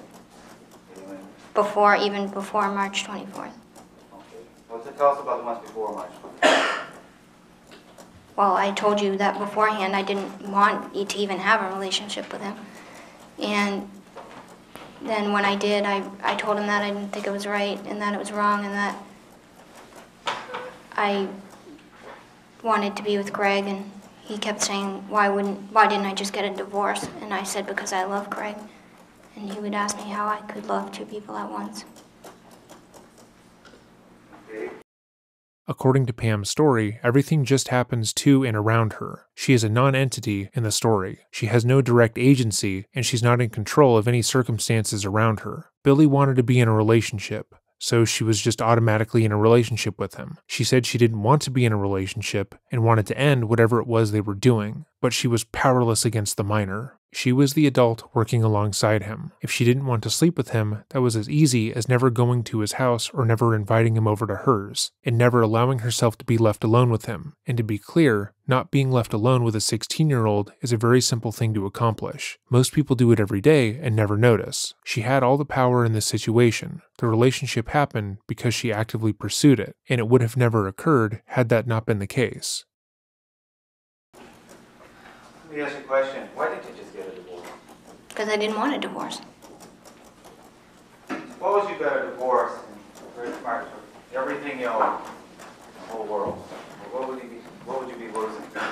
Everything he owned? Everything the 2 of you together own. What would you be losing? Did you own a house? No, we rented a condo. The things that we owned were owned jointly. The furniture, and he owned his own car, and I owned my own car. because I had had my car before we were married, so my car was in my name. And our bank accounts were in both of our names. How much money did you have saved up? Probably between $4,000 and $6,000 in the savings and the check. Whose dog was Haley? How'd you get Haley? Who's Greg gave him to me when I was graduating from college as a gift. It was my dog, I guess. Do you know whether or not Greg had insurance? Insurance? Yeah, life insurance on himself. I knew he had some life insurance, but I had no idea how much.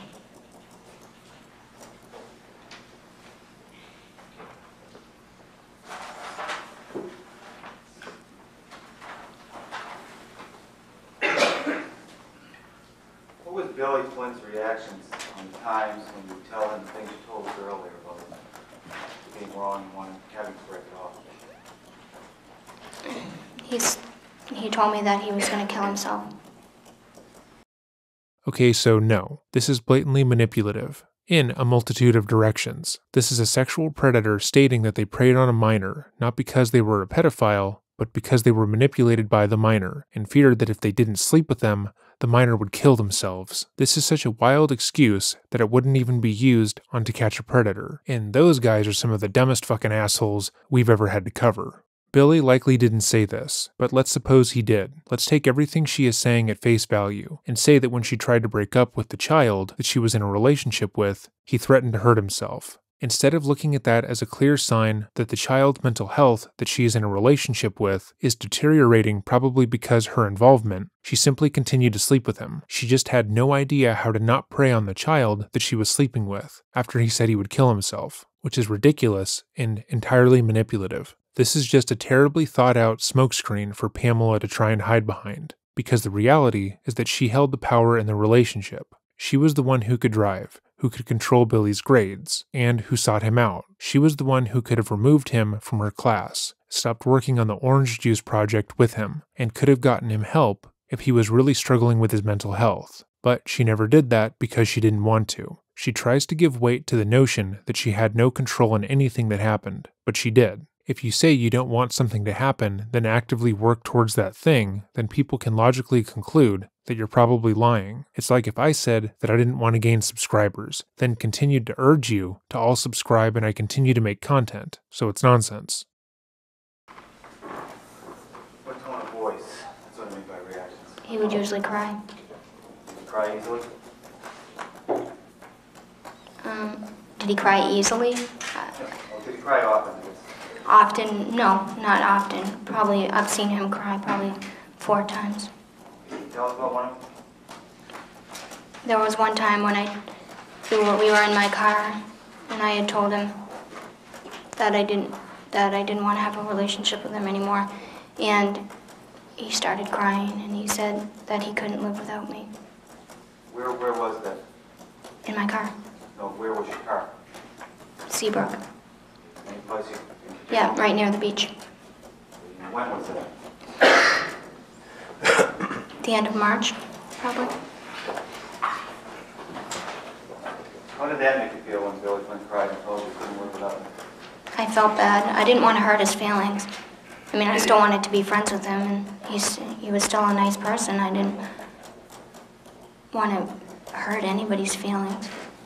So I felt bad when he cried.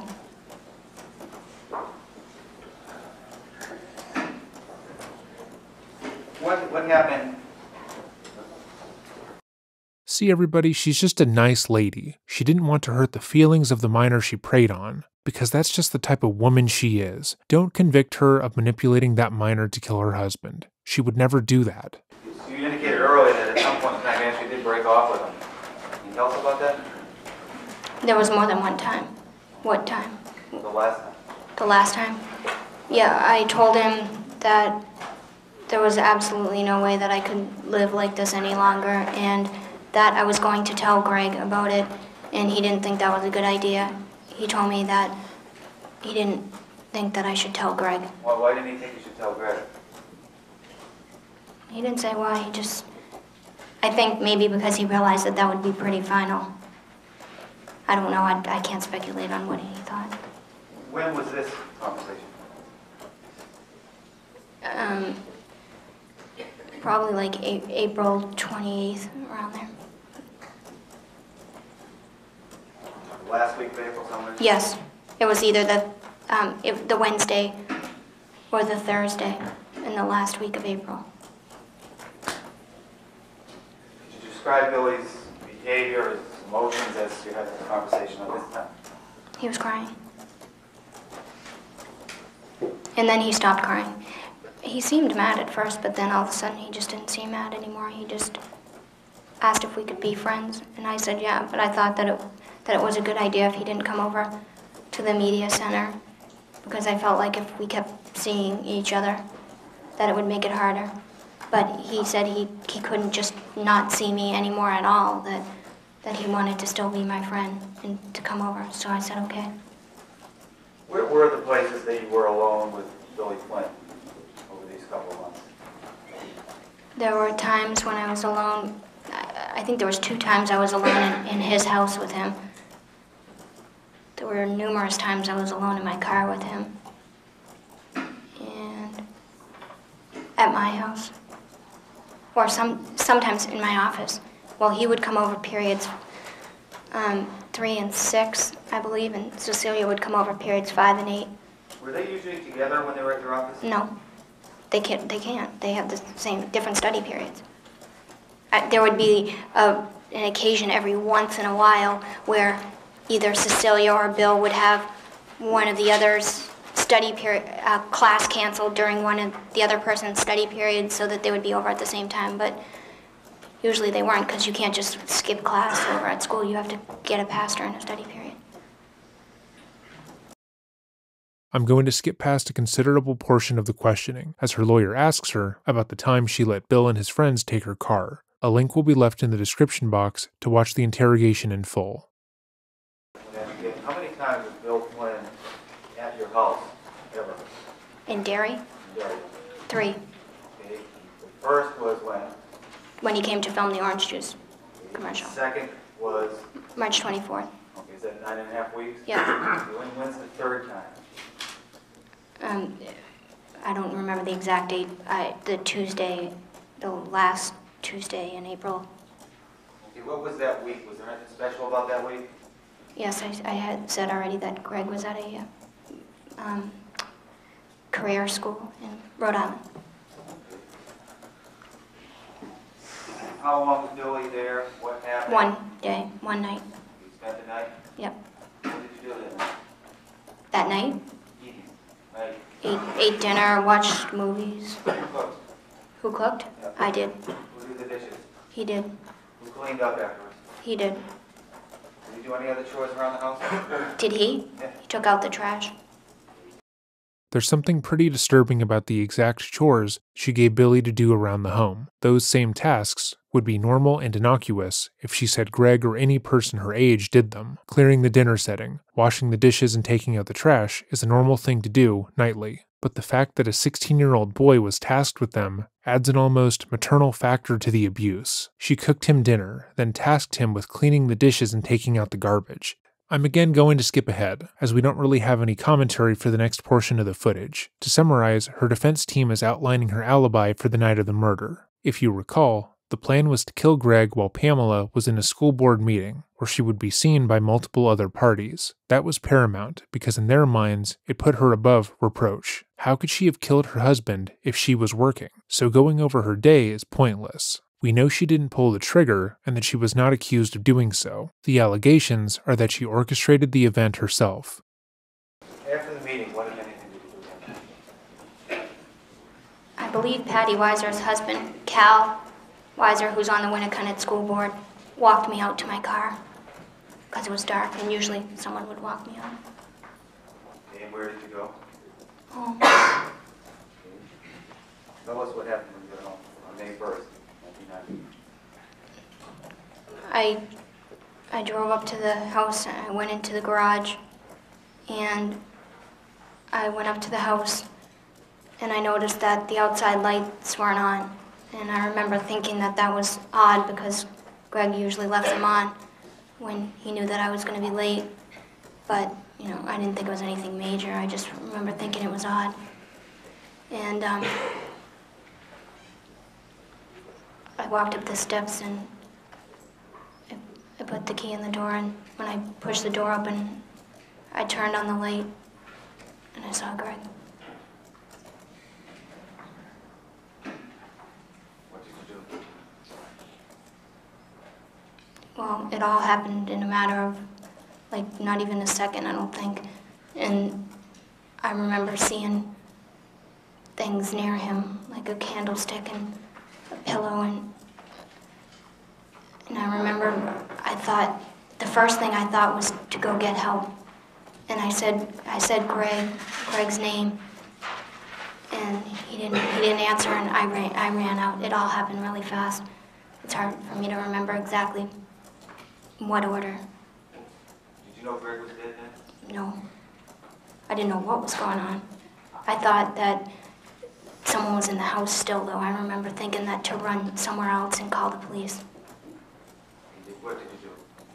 I ran next door, and I started banging on the door, and no one would help me. It seemed like it was taking forever, and I was ringing the doorbell, and I was screaming, somebody call the police, someone help me. And they didn't come fast enough. I mean, they might have, but it just seemed like forever. And so I ran to the next door and started banging on it, and they didn't come. And I ran to the next one, and by that time, the girl was already coming down the stairs, because I guess she had heard me screaming. They let me in the house. They opened the door and asked me what was wrong. And I said, there's something wrong with my husband. Someone call the police.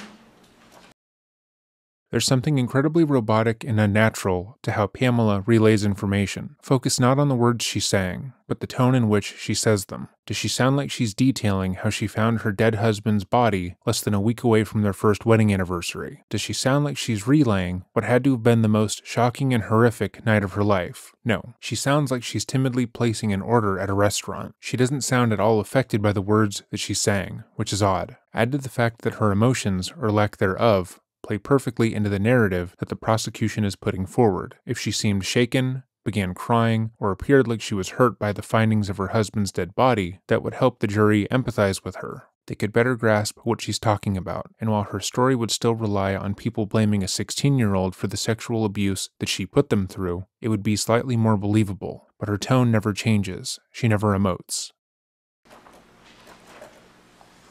How long was it before the police got there? Like a second. I mean, apparently someone had already called 911 before this man did. What did you do when the police got there? Do you remember? Excuse me? Do you remember what you did when the police got there? I remember I went back outside the house, and there was all kinds of cars and people had come outside, and I remember everyone was asking me what was wrong. Everyone was saying, "What's wrong with him? Is there something? Did he have a heart attack? And well, is he having any health problems?" And I kept saying that no, I don't know. I was crying, and someone asked me if there was anyone that I wanted to call, and I said call Greg's parents, and I gave them the phone number because they live right around the corner. While this was going on, were the police coming? If you know, what did you see them doing where you were? I don't know. I was on my knees on the ground. I don't remember. I mean, I'm sure they were going inside the house, but. How long was it before the police came out and gave you any information? Before I got any information, the Smarts had arrived. Greg's brother, his mother, his father, in Greg's brother's car, and they got out of the car. And they were all still in their pajamas, and they were like jumping out of the car. And they were asking me, "What's the matter? Where's Greg?" And I was screaming that I didn't know what was wrong. And Greg's mother tried to go inside the house, but the police, they wouldn't let her inside the house because they were all outside blocking the stairs. And she was screaming that she wanted to get in, and everyone was screaming at me what was wrong, and I didn't know, and I was crying. And then the medical EMTs or whatever, ambulance came, and 2 men went inside the house, and they came back outside of the house, and Greg's brother said, how come no one's helping him? And everyone was screaming, how come no one's doing anything? And a policeman came down the stairs. He said, because he's dead. You know what you did after that night? No, I have no idea what happened, except for I remember being at the Smarts house. That was the next thing, and I have no idea how I got there. Finally, a small display of emotion. Whether this is genuine or not doesn't matter, because we finally got something out of Pamela.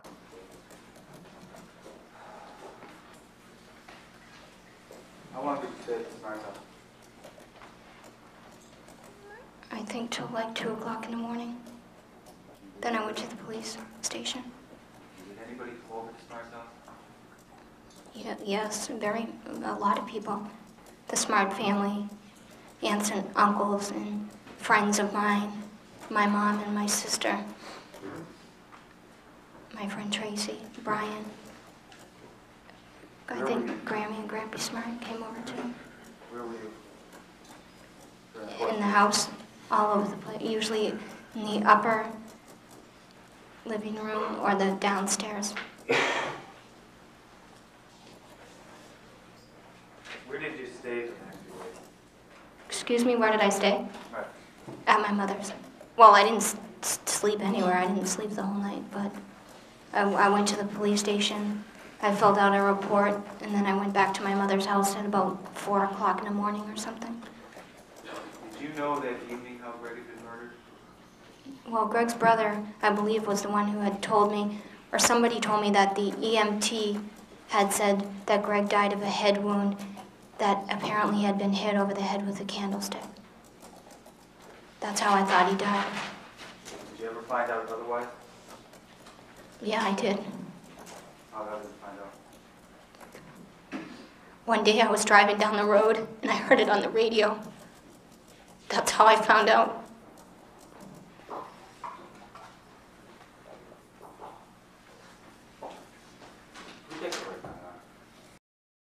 This is such a patently stupid moment to take a break. I truly cannot emphasize how bad it was that her lawyers decided to ask for a break right at this moment. Because imagine you were the jury. After watching hours of the examination so far, this is actually really frustrating to see. It's like watching a professional baseball player strike out while playing t-ball. It was right fucking there and all you had to do was swing, and you fucking failed. You finally begin to see emotion in the defendant. After over an hour of unemotional reaction, she finally begins to show some sorrow about her husband's death. You're finally able to empathize with her just a little bit, and then they ask for a brief break. Their entire argument relies solely on viewing Pamela as a fragile, weak, and somewhat stupid individual. She tripped and fell into the arms of a child, who then killed her husband out of jealousy. She didn't know what she was doing. She just made a simple mistake. And the moment that becomes somewhat believable, they decide to pause the direct examination. Pamela, you remain under oath. Yes. I want to talk to you, or have you talk to us about the month of May, the month after your husband's death. I think you told us earlier that John stayed with you folks for a while. Yes. How did you keep yourself busy during that month? What did you do? I went back to work, and I continued my dance classes. Just to point out once again how fucking stupid this was to take a break while Pamela was breaking down, imagine how she would answer this question if she had not been put on ice. She would likely have some kind of emotion. Maybe she would even shed a tear or two. There would be something present in her voice beyond the standard almost bored tone she has. She's being asked what she did the month after her husband died. If she said she moved back with her parents, continued to work, and took dance classes, but simply sounded like she was fighting back tears and struggling to get the words out, you would empathize with her. Maybe you would even feel bad that she had orchestrated her husband's death. But there's no emotion. It's just a straightforward recollection of what she did, which could be interpreted as her being callous and unfeeling following Greg's murder. Do you have contact with your friends during that month? Yes, almost daily. Okay, who are the people you would be with during the month? Sonia, Simon, Tracy Collins, Brian Washburn, Terry Schnell. Did you see Bill a lot during that month? Just at work. Did Cecilia start to avoid you after May 1st? No. Did you She go any- continued working in the media center, so I would see her, like I said, period 5 and 8. Did you ever do any things with her after school at all? If you recall. I went to the beach with her once with my sister, Sonia, and Cecilia. I believe that was in June, In June? the beginning. I think it was June 4th. Now, at some point, did you get a place of your own to live? Yes, I did. Why didn't you go back to Misty Morning Drive? Why didn't I? Yeah. Because my husband was murdered there and I didn't want to live in the same building. This is an obvious answer, but again, Pamela and her legal team have given us nothing to empathize with. She's been straightforward and monotone throughout the questioning, and here it's no different. She doesn't appear upset, and doesn't say that going back home was traumatic for her. She just states the fact. She didn't want to live there because he died there. Before we went on the jury view at the beginning of this case, when was the last time you've been there? When we moved all the stuff out of the house, which would have been, the police wouldn't let anybody back in the house for at least, I think, 3 or 4 days after the murder. And eventually there came a time when I had to move the things out of the house. And so I went over there with my friends and my family. Did you have much contact with the police during this period of time? Yes. Well, why don't you tell us a little bit about that? Who would initiate it? How often? Things like that. I would usually talk to the police every day. And I would either call them or they would call me, or I would go down to the police station. There were times when they had specific questions about either friends of ours or like Detective Pelletier testified to who was in, questions like who was in the house before the murder and things like that. Was Detective Pelletier correct that you brought up Cecilia Pierce's name to him in the first instance? Yes. Was he correct when he testified that you told him about the Project Self-Esteem program? Yes.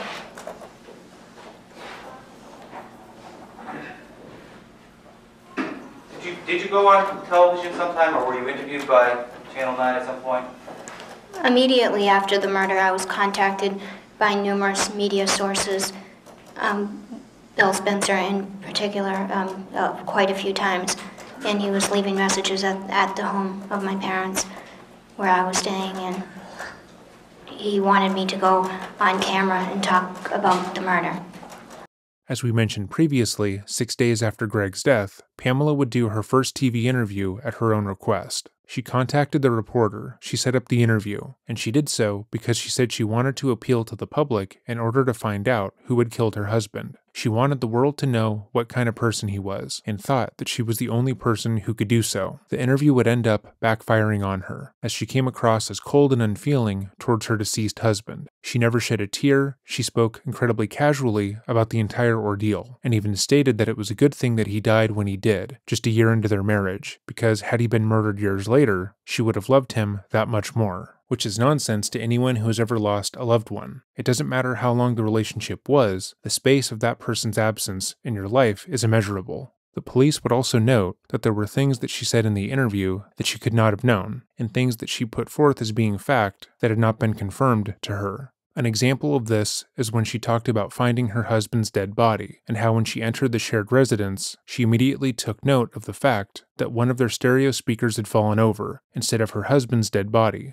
She wanted to push the narrative that her husband's murder had been a robbery gone wrong, that whoever had killed Greg had done so because they really wanted to rob the place, a motive that had already been debunked by police at the time. Because the interview had gone so poorly in the eyes of the public, and because aspects of what she said in the interview had been called into question, Pam began to state that she had only taken the interview because a reporter harassed her relentlessly. She later claimed that he had threatened her, telling her that he was going to run multiple reports, claiming that Greg had been killed over an old gambling debt, essentially defaming her dead husband. So she nobly took the interview to clear his name. That is obviously a lie. What was your reaction to that? initially I didn't go on camera. I told him that I didn't want to be on camera, but that he had said, and other news sources had asked me whether or not Greg had any drug involvement, and there was rumors that he was in the mafia, everything, and Greg did not do anything like that, and before he was buried, I wanted him to be laid to rest with some dignity and pride that he deserved. In the period, well, in the whole month of May, did you ever connect Billy Quinn with the death of your husband in your mind? Not initially. Well, first of all, I was told that it was a bungled burglary and that Greg had been, like I said, hit over the head with a candlestick. So initially, we didn't think that he was murdered, premeditated, I guess. At any point in time did you start to think about Billy Quinn? Well, after I found out Greg was shot, there was all kinds of rumors going around that somebody had wanted this done and that it wasn't a bungled burglary. And the police changed their line of questioning towards me and started asking me if Greg had enemies, if I had enemies, and things like that. So, of course, when I was thinking about the questions, yes, that crossed my mind, whether anybody I know could have done this, but I eliminated that in my own mind. Then there came a time, I believe it was about a week after the murder, when I went back to work with my mother just to stop into the office, and I had occasion to go over to Winnicott High School to talk to the guidance counselor, Mrs. Kinsman, and when I was over there, I saw Bill Flynn. Before we go any further, something she said in this portion stood out to us as being impossible, and that is the fact that when she was initially questioned by police, they didn't immediately ask if she knew anyone who would want to hurt Greg. To be clear, that is one of the first questions an officer would typically ask when discussing a murder. Even if it looked like a robbery gone wrong, even if they didn't think the person was murdered by someone who they knew, the police would still probe the friends and family of a victim, looking for potential leads. She would have been asked immediately if she knew anyone who had the motive to kill Greg, if there was anyone in their lives who would benefit from him being out of the picture, and that would have provided her the perfect opportunity to confess that she was dating a boy who wasn't legally able to drive yet, but she didn't. Did you ask? Well, tell us what Bill Flynn, how he acted when he saw you, what occurred. Well, like I said, I wasn't going over there to see him, and when he first saw me, he was surprised to see me. Well, I had seen him once before that at the wake, but that wasn't the first time that I saw him after the murder. But when I saw him in the hall, he was surprised to see me, and he stopped and talked to me, asked me how I was doing. Was any mention made of your husband's death in that conversation? Yes, that's why he asked me how I was doing. He wanted to know if I was okay, and just the same question. He asked me the same questions every single person that I saw was asking me how I was doing, if there was anything they could do for me, things like that. And then he started asking me questions about the police and if they had any leads, and had they found any like evidence or things like that. And he kept going on about that, and that was the first time it ever came across my mind. Could he have done this? Did you say anything along those lines to him? Yes, I did. I said, Bill, you didn't have anything to do with this, did you? What did he say? He said, no, I was crazy. That he thought I must be losing my mind, that he couldn't believe that I would even ask him that, and that I should go to a psychiatrist. That's what he said. If you're following along at home, now she is claiming that the teenage boy that she groomed and sexually abused gaslit her, again trying to make the person she took advantage of into being the bad guy. She is just a nice teacher who was taken advantage of by a high school student. He was mad. He was mad. He was mad. Did you accept his denial at this point in time? Yes, I did. I felt bad afterwards that I had accused him of that. Did you You mentioned a moment ago that you saw him at the wake. Do you recall, I believe it was Cecilia Pierce, testified that she went to the wake, and that when they came up to see you at the wake, I believe she testified that you said something to the effect that you were glad to see them, but they made you uncomfortable and they should leave. Do you recall her saying that? I recall her saying that in this courtroom, Right. but I don't recall her saying that at the wake, but I remember saying that they made me uncomfortable. Why did they make you uncomfortable? They all didn't make me uncomfortable, but Bill did. Why? Because of the No, I didn't know at the time that he had done it. Why did you But make he made me uncomfortable because of the relationship that I had with him. Okay, now I'm not sure if it's me or you, but we're doing what Mr. Halverson's called Dublin. We're talking over each other. So let me finish the question. Okay.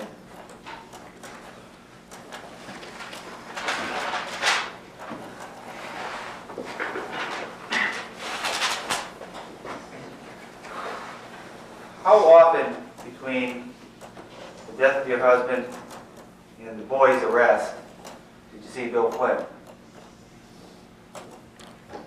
After you've gone back to work. I usually saw him at the media center, probably every day, well, Monday through Friday at the media center. He would, at the time, I was working on a newsletter, and he was helping me mail it out, and so was Cecilia. So they would come over during their study periods and help me affix the labels onto him. Did you see him outside of work at any point in time between those two periods, those 2 days? Yes, I saw him on May 31st. Okay, how do you know it was May 31st? Because it was Memorial Day and I had the day off. Okay, can you tell the people on the jury where you saw her and what occurred? I had mentioned previously that I had to get the stereo taken out of Greg's truck because I was selling the truck, well, at the time I didn't know what I was doing, but I had to do something. And so he had said that he could take the stereo out for me because I was going to go to a stereo place to get it out, and it would have cost me, like, I don't know how much, but I think it's something like $60, and he said he would do it for free. Okay, So, did you bring the truck somewhere for him to do that? yes, I brought it to Vance Latamy's house. And was there any discussion about anyone buying the speakers at that point in time?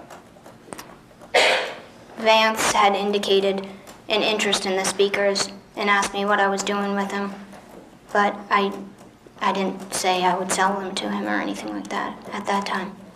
Later on, did anything happen with the speakers?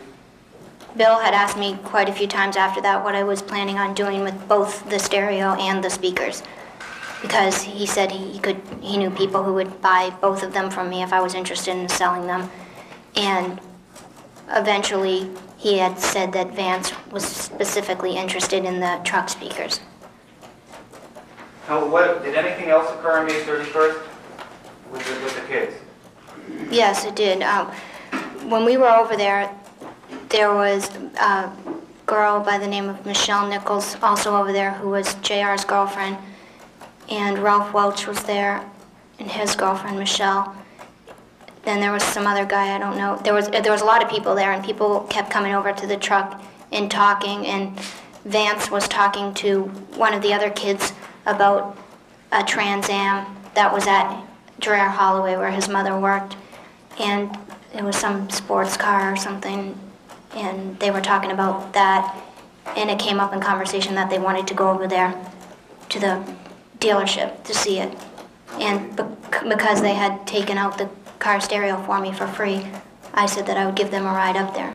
Pamela has done her best to make this event sound fairly innocuous. She didn't hang out with her high school-age ex-lover shortly after her husband died. She just went over to the house to have them take out her car's stereo, and it wasn't anything romantic or strange. But yes, her 16-year-old ex-friends brought their appropriately aged girlfriends to hang out as well. But it wasn't some kind of double date scenario. It just happened to work out that way, and she was being kind when she offered them rides. She wasn't trying to reward them for killing her husband or anything. The issue with Pamela's version of events is that there are always two ways to interpret what happened. The obvious way, which makes her look terrible, or the complex way, which involves 5 minutes of storytelling to make sense. There's always some small detail that only she knows that justifies her actions. She didn't start having sex with a teenage boy because she's a pedophile. She was vulnerable after being cheated on, and the minor manipulated his way into her life. She didn't stay in that relationship because she wanted him to kill her husband and used sex as a bargaining chip to get him to do it. She stayed with him because he threatened to kill himself should she ever leave. And she didn't go over to spend time with him outside of school because she liked him. She just needed a favor that only him and his 16-year-old friends could help with. In her retelling, she is always the victim. Everything happened to her, and she was helpless the whole way through. Were you interested in getting a new car at this point in time? Not that, maybe, I don't know. I didn't make any specific plans, like I never test drove and done financing on a specific car or anything like that. But yes, the thought had crossed my mind. Before Greg's death, had he and you thought about getting a car, or had you gone to look at cars? Well, we've gone to look at cars quite a few times, but nothing serious. I mean, one day we went out driving BMWs, but obviously we weren't going to buy one because they were too expensive. But Greg just liked to do things like that. Okay, after you go to this car dealership, what happens? Where do you go? Well, it was myself, Bill Flynn, Michelle Nichols, Vance, and Pete. And we went into the car dealership and saw that it wasn't like a car that was for sale, I don't think. It was some big souped up like race car thing. I don't know. I think it was really expensive or some, I don't even know that it wasn't something I was looking at to purchase at all. But I met Mrs. Latimer there and talked to her, just met her and went home after. It was nothing big. When were there other times, again, between the arrest of the boys and your husband's death, that you saw Bill Flynn outside of work?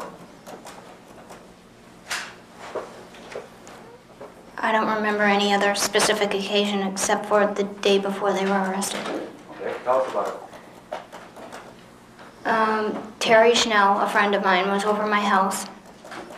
I believe it was Saturday, and we were sitting around the house. We were going to go down to the beach just for a drive, and Bill Flynn called the house and asked me what I was doing, and I told him just what I just said. And he said that if I went down to the beach to stop by and say hi. So I went down to the beach. We drove, Terry and I drove. I think we went out to get something to eat. Then we went to Bill's house, and he and Vance were over there. Okay. How long did you stay there? About 5 minutes. It was someone's birthday, and there was ice cream cake, and I had a piece, and then we left. Okay. Who left, and where'd you go? Well, Terry and I had rented some movies, I think, or there were movies in the house already, I'm not sure. And we said we were going to watch them, and Bill asked if he could come over and watch them too with Vance. So I said, sure, I guess. And they got in the car, and we all went back to my house. How long did Terry stay there? At my house? Yeah. Originally, she was supposed to sleep over that night, but for some reason, she got a phone call or she called her boyfriend, and she decided to go back up to Derry to be with him. And how long did Bill and Vance stay over?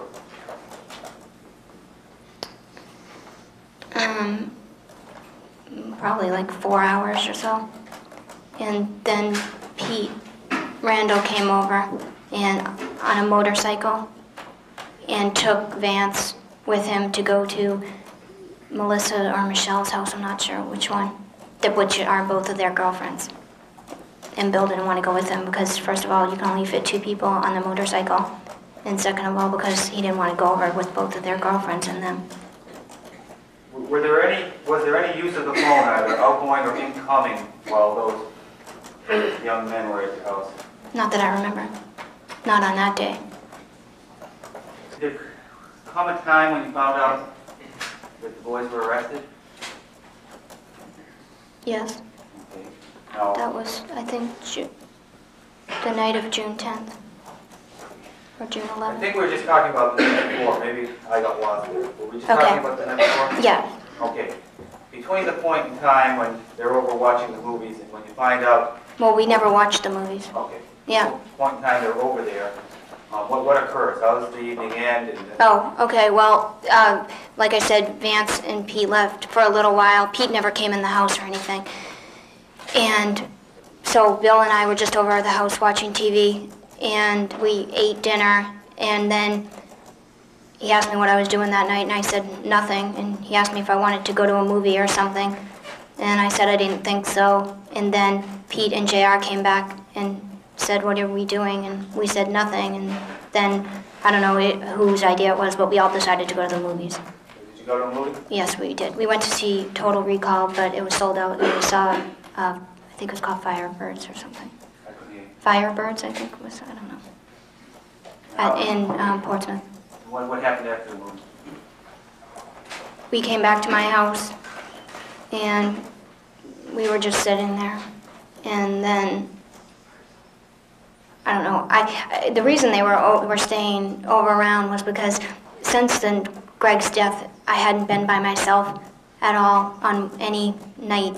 I was either with a friend or my family, and this would have been the first night that I would have stayed by myself. And I remember saying that I was apprehensive about being alone in the house by myself. And that's why originally, like I had said, my friend Terry was supposed to sleep over. And like I said, at the last minute, she went back home. So I had mentioned that. And then at some point in the night, Pete or JR called one of their girlfriends and decided to go back over their girlfriend's house. And Bill and I watched 2 movies. Okay, and what time are we at now? By the time the movies are over? Well, one of the movies was The Abyss, and I remember it was really long. And I remember it wasn't over till like 3 o'clock in the morning, because like I said, we had gone to a movie. I think we went to like a 7 o'clock, which would bring us home at 9:30 and watch 2 movies. So it was about 3 o'clock in the morning. I fell asleep during the movie anyways. You know, it's 3 o'clock in the morning, and Bill Flynn's still at your house. Have you rekindled your affair with him? No, not at all. He was just watching a movie. Her reaction to this question is somewhat funny given the question, but it just validates the point we made earlier. She is discussing how Billy came to her apartment after murdering her husband, and how the two basically went on a date with his friends, then stayed over until early next morning. Logically, one would assume that if 2 people who used to be intimate spent the night together, they would either be still romantically involved or would have rekindled their physical relationship during that time. But she reacts as if thinking that she would have slept with Billy is ridiculous. Of course he didn't come over to have sex with her. He just came over to watch a movie. It's not like they had ever had sex when he spent the night at her house before, or when they had watched movies there. Her argument is essentially nonsense, because it insists that she wouldn't do things that we know conclusively that she did. You can't act scandalized about being asked if you would do something that you've already admitted to doing in the past. Or, I mean, you can, but most people will obviously not believe you. What's going on that night? Is he staying over?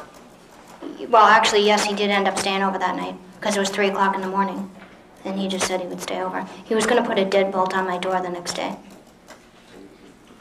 Where did he sleep and where did you sleep? He slept on the couch, and I slept upstairs in my bedroom. What was the thing about a deadbolt? Why did you want a deadbolt? Why did I want one? Because, I don't know, I was afraid to stay by myself, and I just wanted a deadbolt on the door. And I had purchased one at Ames, and I didn't know how to put it on, and he was going to put it on for me. Now, what occurred the next day when you get up in the morning? Well, I got up in the morning, and I was in the shower, and the doorbell rang. And obviously I couldn't get it because I was soaking wet. And Bill went and got it, and it was Pete and JR. Okay. How long were Pete and JR at the house, do you recall? They came into the house, and I was still in the shower, and I finished taking a shower, and I put on sweatpants and a sweatshirt, and I came downstairs, like my hair was still in a towel and everything. And I was walking down the stairs, and right when I came down the stairs, everybody stopped talking. So I just kind of stared at everyone. And then Bill looked at me and said, "Can I just talk to them for a few minutes? Can you go back upstairs?" And I said, "Why? This is my house." And he said, "It's just something stupid I'll tell you about later." So I went, all right, and I went back upstairs and got ready. And I came back down about 45 minutes later. Now, how long in all are they at your house? How long from when you go up to take a shower to when anybody leaves is it? Put it that way. 3 hours. Well, I mean, I came back downstairs in between then. Right. Okay, right, and I asked Bill what was wrong, and he said that Pete had gotten in a fight with Ralph. And I said, why? And he said, because Ralph was saying things that weren't true about Pete. And when he said a fight, I thought he meant an argument. But later on, I had found out that it was not just an argument, it was physical. Was there any phone usage during this period of time? Yes. Can you tell us about it, please? They used the phone a couple times. I remember Bill asking me if they could use the phone, and I said yes, and I don't know who they called. I remember one call that I was downstairs for was Vance called his mother, and his mother said there was a family emergency and to come home. So Vance asked me if I could give him a ride home. Did you in fact give him a ride home? Yes, I did. How were these three behaving at this point in time? Well, like I said, I really don't know Pete at all, so, I mean, I don't know anything to compare his behavior to. And JR was just normal. He's usually just pretty regular. I don't know. And Bill just seemed a little nervous. I mean, I wasn't taking notes or anything because I didn't know what was going on. When you gave him a ride home, who did you give a ride and where did you give him a ride? All three of them. They said they couldn't take the motorcycle because it was JR's cousins and his mother would get mad if she saw that he had it. So they asked me to drive with them to JR's, and I dropped JR off, I believe, at the front of his driveway, and he had told the other two kids that he wanted to go in the house by himself because his mother had said it was some family emergency. So I believe I dropped the other two off at some store near a laundromat, and then I went shopping. When was the next time you saw Bill Flynn? Well, I had gone to Ames to get some athletic tape, and I don't know what else I bought, but I was there probably for about 15 minutes or so. And as I was driving back down the road, I passed the point where I dropped them off, and I saw them walking down the road, so I pulled over. And I asked them when they were going to come get the motorcycle because it was in my garage, and they said they were going to get in the car and get it right then. So I picked them back up and drove them to my house. And Pete and JR took the motorcycle. Can you go with them at this point in time? Yeah, but like I said, they can't all fit on the motorcycle at once. So Pete and JR took the motorcycle, and Bill said he was going to go, I think he said either to Winnicott or to Tuxfield or something like that. And he left, he just walked. How far was it to Tuxfield from your place? Walking in time. 5 minutes, I guess. When was the next time you saw Bill Flynn? When he took the stand in this courtroom. Did there come a time when you found out that Bill, Pete, and JR had been arrested? Yes. How did you find that out? That it was specifically them, or that someone had been arrested? Someone had been arrested. Once again, I found it on the news, on the 11 o'clock news. I was with Terry Schnell. Okay. What happened after you hear? Well, tell us what you hear on the news first, and then tell us what happened. Well, I watch the news every night, and it was 11 o'clock, and we were upstairs in my room, and I believe it was a Monday night, and the news came on, and they said 3 male juveniles have been arrested in connection with the May 1st killing of Gregory Smart of Derry. Did they identify them? No, by name? Right. No, just 3 male juveniles. What was your reaction to that news? I was upset. What? For a number of reasons. Well, first of all, I was upset that someone was arrested and that I didn't know anything about it. And number 2, I was upset because once again I had to find out about something in connection with the death of my husband from the news. And number 3, I was upset because they had said Seabrook, and I didn't know if it was somebody that I had known or someone that was around me or someone who was going to come after me, someone from their family. I just was upset. Did you do anything that evening to find out who was arrested?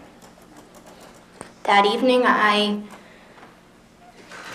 believe I called Patty Weiser, my secretary, to ask her if her husband, like I said, he was on the Winnicott School Board, if he could call the principal of the school and see if she knew who it was. And what was her response? Patty had no idea. She didn't know anything. I think I called the Derry police too, but I was told that no one from the detective division was in, because like I said, it was like 11 o'clock at night. What did you do for the rest of the evening, for the night? Sat in bed all night. Did you sleep? No, Where was Terry? right there with me. Did you do anything in the morning to try to find out who it was that was arrested for killing your husband? Yeah, well, because they had said Seabrook, I had figured that I would call either Bill or Cecilia and see if they knew anything about it, because it's a pretty small town, and I figured with the arrest of someone for a murder that people would know who it was. So I decided that I would call either Bill or Cecilia, and it was, I think, about 5:30 or 6 o'clock in the morning, and so I just dialed Bill's phone number, and his mother answered. Tell us about the conversation. Well, when she answered, I said, "This is Pam Smart," and she had known me because I had met her on a number of occasions. I said, "This is Pam Smart, and I'm trying to find out what's going on. Is Bill there?" And she said, "Billy's been arrested." Did she tell you what Bill was arrested for? Yes. That was my next question. I said, "For what?" And she said, "For first-degree murder, and Pete and JR are accomplices." What was your reaction to that? My reaction? Total shock and disbelief. That I could not believe that Bill could even be arrested for this. And I thought my first initial reaction was, oh my God, they found out about the affair and they've arrested the wrong person. The wrong person? Yeah, because I didn't think Bill could murder someone. And I said that to Mrs. Flynn. I said, what do you mean he's been arrested and why and what happened? And she said, "I don't know, Pam. They told me that they have evidence." And I said, "What evidence?" And she said, "I don't know."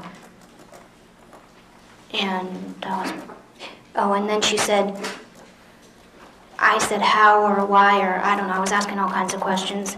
And she said to me, "I think you better get a lawyer." And I said, "What do I need a lawyer for?" And she said, "You just better get one." What was your reaction to that? Exactly what I just said. Wondering why in the world I would need a lawyer. What did you... Pausing for a moment, in the cases we have covered where a woman grooms and sexually abuses a minor, which is what has occurred here, there's always the sense of disbelief when they are eventually brought to light. Mary Kay Letourneau did the same thing, responding with shock when the affair that they've been having with a child is discussed as being illegal and inappropriate. In their minds, what they did cannot possibly be the same as if a male teacher had sex with a female student, even though it absolutely is. They have harmed their victims the same way adult men can, but they decide that it's altogether different. They will allege that the minor pursued them, that they were the instigator in the relationship, and they, the adult in the situation, were simply powerless to do anything. But that is obviously not true. Even if the minor had a crush on the adult, even if they thought they were attractive and made their feelings known, it was the adult's responsibility to protect the child from themselves, to tell them that the relationship would be inappropriate, and to do what they could to shut down any further advances, even if it meant removing the child from their class. Instead, Pamela manipulated the boy into thinking that they were in a loving long-term relationship, where she was fucking acting like his mommy, and the only thing that stood in the way of them being together and having all the sex he wanted was her stupid fucking husband, and that if he killed him, they could finally do all the things that he wanted. This kind of response is obviously bullshit, but more importantly, it's the defense mechanism because to say you sexually pursued a minor is reprehensible. You can't come back from that in most people's eyes. And you know that Pamela, Mary Kay, and every other predator doesn't believe that what they did is normal, because the sheer amount of effort they put into hiding the affair from others. Did you take any other actions that day to find out what was going on? Or did you just let the thing drop? No, I called everybody that I could think of. I called the dairy police, I called my parents, I called well, first of all my friends were calling me all morning, asking me if I knew who it was. I called the school again. I went over to my mother's house in Windham, and I called Dan Pelletier from the dairy police once again. Okay, did the dairy police give you any information about what was going on and why Billy Flynn had been arrested? No, they told me the same thing they've told me throughout this entire investigation, which is, I'm sorry, we can't tell you anything. And then now, because it was juveniles, they said we can't tell you anything because they're juveniles. What effect over the next few weeks does the arrest of Billy Flynn have on your life? Well, like I said, I was having a very hard time believing that Bill could have committed this crime. I didn't want to believe this.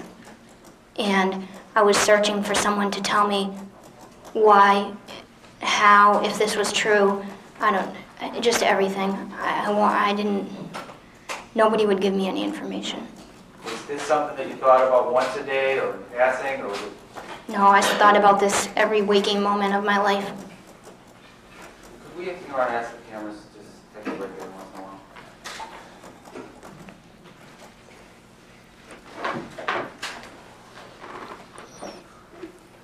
No more pictures, gentlemen, no more pictures. Did you do anything to find out what was going on and why the police thought that your former lover killed your husband? Well, there was rumors flying around all over the place, and I just, basically, of course, every person that knows me was calling me up, asking me, do you know these kids? Have they ever met Greg? Why would they have done this? Everyone was asking me for the answers, and I was asking everyone else, and it was like chaos. It really was. And I called the dairy police at least twice, 3 times a day, seeking information, to which I got none. And I called the Attorney General's office. I called the Victim Witness Program. Who'd you talk to up there? I talked to Gabe Putnam from the Victim Witness Program on a few occasions, and I spoke with another woman at one point, but I can't remember what her name was. Let's say that Pamela's story is true. Her husband was murdered 6 days before their first wedding anniversary, and the child she was sleeping with was arrested for the murder, alongside 2 of his best friends. If you were in her position, wouldn't your first thought be, oh no, he killed my husband to be with me because we were having an affair? Because that's what most people would think. Again, it's the obvious conclusion. Even if you don't believe that is the case, that would be the obvious motive. And she even claimed to have thought that is why Billy was initially arrested. But according to Pam, that just didn't occur to her after that. She needed to have the reasoning spelled out for her in no uncertain terms, and even then, she was still confused. Did any of the people you called give you any information to let you know whether or not Billy Flynn really did this, or why the police suspected him? No. How did that leave you feeling? I felt like I was nothing. I felt like I felt like I was a reporter, that like I was seeking information for no reason other than to report it to the rest of the world, and I did not feel like the victim's wife. Throughout the testimony, whenever Pamela has displayed any sort of emotion, it's always centered around the notion of not feeling respected as the victim's wife. When she almost cried earlier, it was after she stated she found out her husband had been shot over the radio. Her voice wavered again when she claimed that she found out about Billy's arrest the same way, and here she sounds agitated and upset about not feeling like she was being treated the way a victim's family should be, which is crazy because she is on trial for taking part in the plot to murder her husband. This would be like if Chandler Houderson took the stand in his defense and stated he was partially upset that the police didn't directly say that he was the suspect, and gave him all their evidence. Well, fucking obviously you weren't being treated like an innocent victim's wife. You were being investigated for your part in the murder. All of the evidence pointed at you. Of course the police weren't going to be as open with you about what was going on. This point is so outlandish that it's questionable why the attorney would try and go down this route with her. Did they really expect the jury to empathize with her about this? Did they think that the men and women in the jury box are going to view her as a poor widow, who only cheated on her husband with a minor, but otherwise did nothing else wrong? Maybe we should take a temperature check right now in the video. If you feel like this is a good avenue for the attorney to go in, and if this point changes your feelings about the case, let me know down in the comments below. I would be interested to know why. Did you see Cecilia Pierce after the boys were arrested? Yes. And tell us about interactions you had with Cecilia in this period of time. You asked to try to get information from her. Yes, my only source of information was Cecilia Pierce and the news. I mean, I would pick up the newspaper and turn on the news every night to find out what was going on in my own life. That's how bad it was. Okay, how about Cecilia? Through Cecilia, basically, I had heard rumors that were going around town, and I mean, originally that's what she was telling me, but that changed in time. Was there a point in time when you and Cecilia were both doing a driving education sort of thing? You were teaching her how to drive, or she was driving the car in Hampton, New Hampshire, for around this period of time? Yes. The night before the kids got arrested, I think it was, well, wait. Let me just think. All right, I don't know what day it was. Just tell us what happened. What's going on? I was sitting at my house by myself. It was about 8 o'clock at night, and the doorbell rang, and it was Cecilia Pierce and Michael Welch. They had said they had just gone to a concert at the Club Casino in Hampton, and that it was canceled prematurely or something like that. And they came into the house and started talking to me. It was the day before the kids got arrested.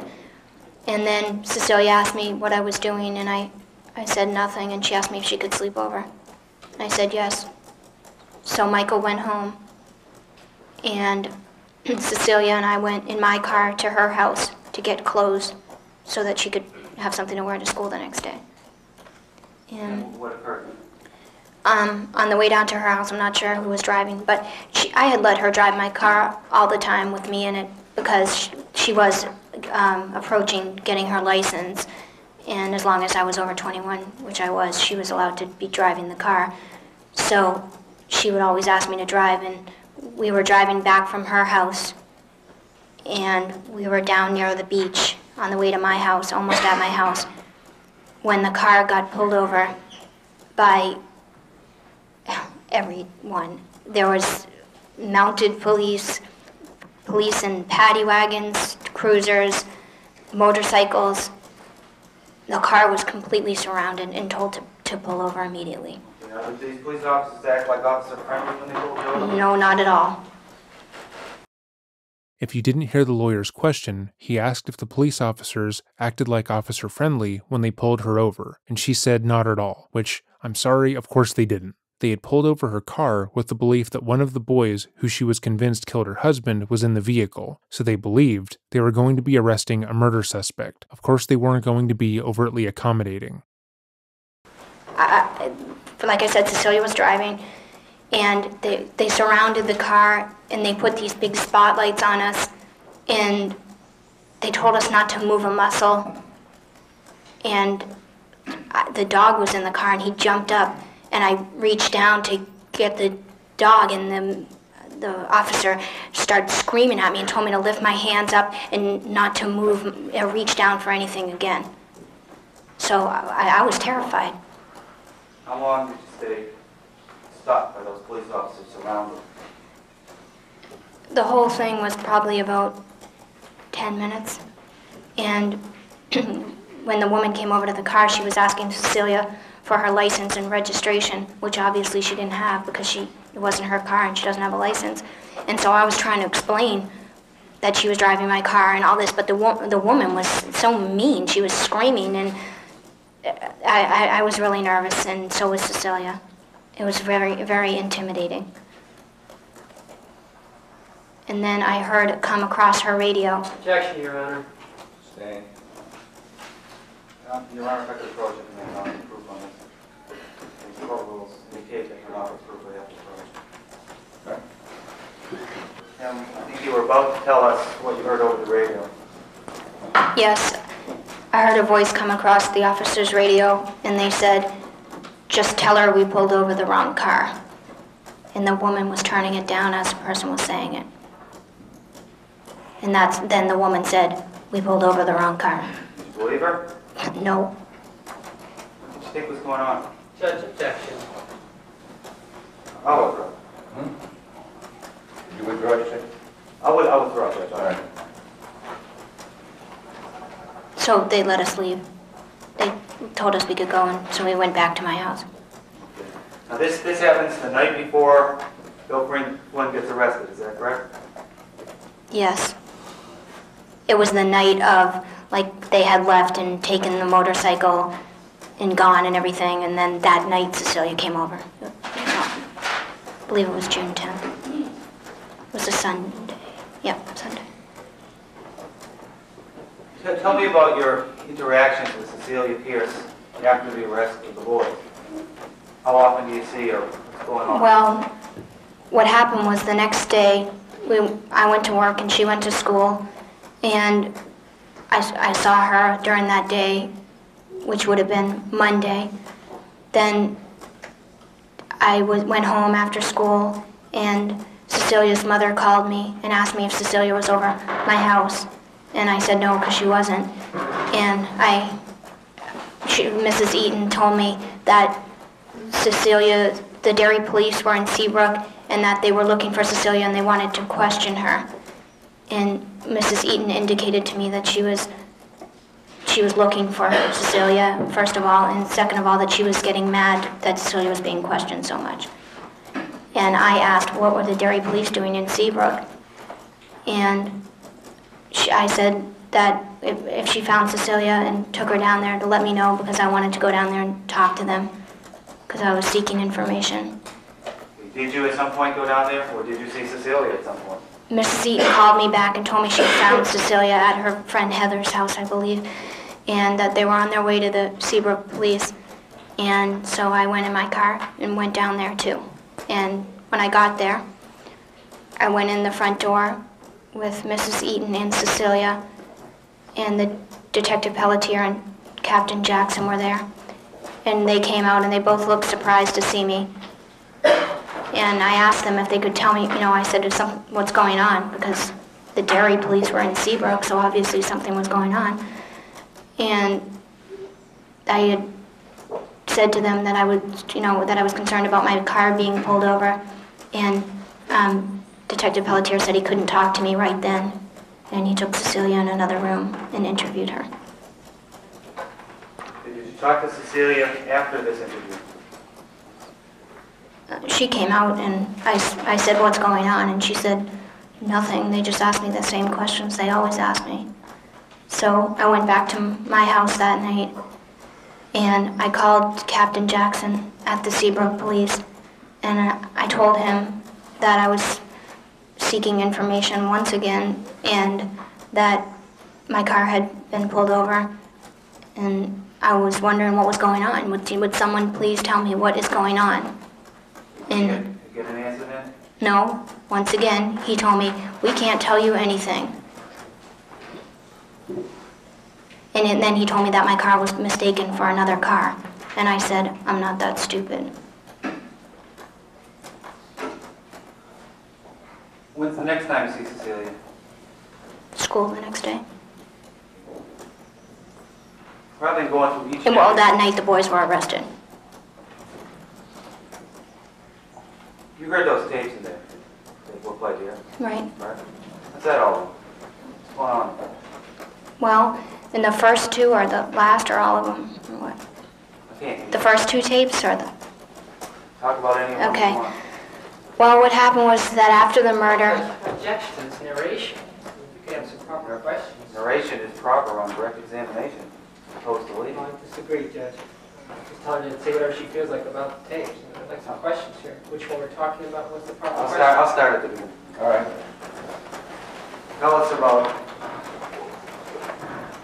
what leads to the conversations on the first day. What's going on? How do you happen to get together with Okay. Cecilia? After the murder, after the arrest of the kids, Cecilia was calling me on the phone, and she was very nervous, very excited and worried, and saying that she couldn't believe the kids were arrested. So I was wondering what she was so worried about, and she seemed to indicate to me that she knew more than she was saying. So, I mean, obviously she knew about the affair, but I didn't mean just the affair, I meant more about the murder. And so she kept calling me, and she would see me at the office, and she was all excited about everything going on. So I thought that she had more information. And once again, like I said, my only source of information was Cecilia Pierce or the news, and I was totally obsessed with finding out who murdered my husband, why, what had happened in that house, and just why no one was telling me anything. So what did you do?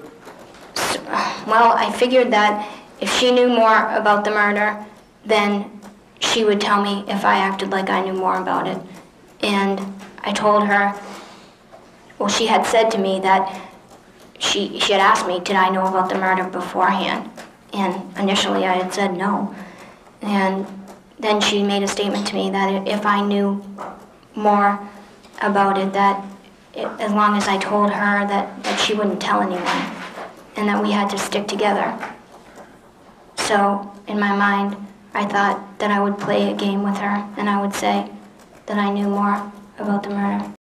This is Pam trying to retroactively justify why she alluded to her part of the plot to kill her husband on the calls with Cecilia. She was trying to emotionally manipulate the teenager by telling her that they needed to stick together, and repeatedly reminding her how she let her stay in her home as a form of emotional blackmail. She was simply playing 5D chess, trying to convince the young woman that she knew more about the murders, so she would tell her more about the murders. And like every other explanation that she's given, it makes no sense.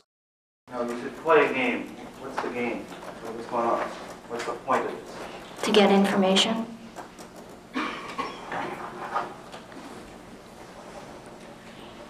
Do you ever, during that period of time, say between the arrest of the boys and your own arrest, say August 1st, 2nd, whatever, do you ever get enough information to decide whether or not Bill Flynn's guilty? Well, all the information that I was getting seemed to indicate that. But in my heart, I didn't want to believe it. Why not?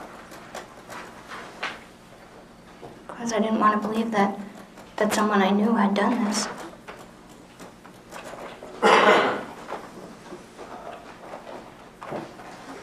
When you were talking to Cecilia on any of those tapes, did you know what had happened to your husband in that house? No. All I knew was rumors of what I had heard, which, ranged from everything. I had heard totally outrageous things to plausible things. What were some of the things you heard? Objection, Your Honor. Okay. Doesn't come in for, how's it to stay in mind, Your Honor? Still object, Your Honor. Still sustain? Okay. How were you feeling during the summer? How was I feeling during the summer? Yeah.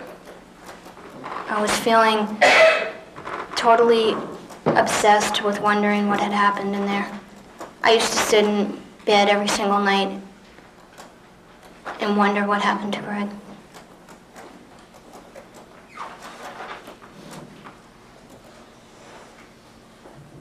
I didn't care about anything else. No further questions. So that was the entirety of Pam's direct examination, as made public by Court TV. Now I'll turn the question over to you. Do you think she's innocent? Do you think that she successfully countered all the evidence against her? Why or why not? In our next video, we will go over her cross-examination and where Pamela is now, alongside the campaign that has sprung up surrounding the case. If you have made it to this portion in the video, thank you for watching. I understand these videos are incredibly long, and to know that even one person hung in there all the way through is exceptionally validating. So, thank you. As always, if there's another video you would like to see on the channel, or a case you would like more attention brought to, email my brother and I at dreading.official@gmail.com. We are constantly combing through your suggestions, and would love to hear from you. With that said, have a great day, and remember to stay safe.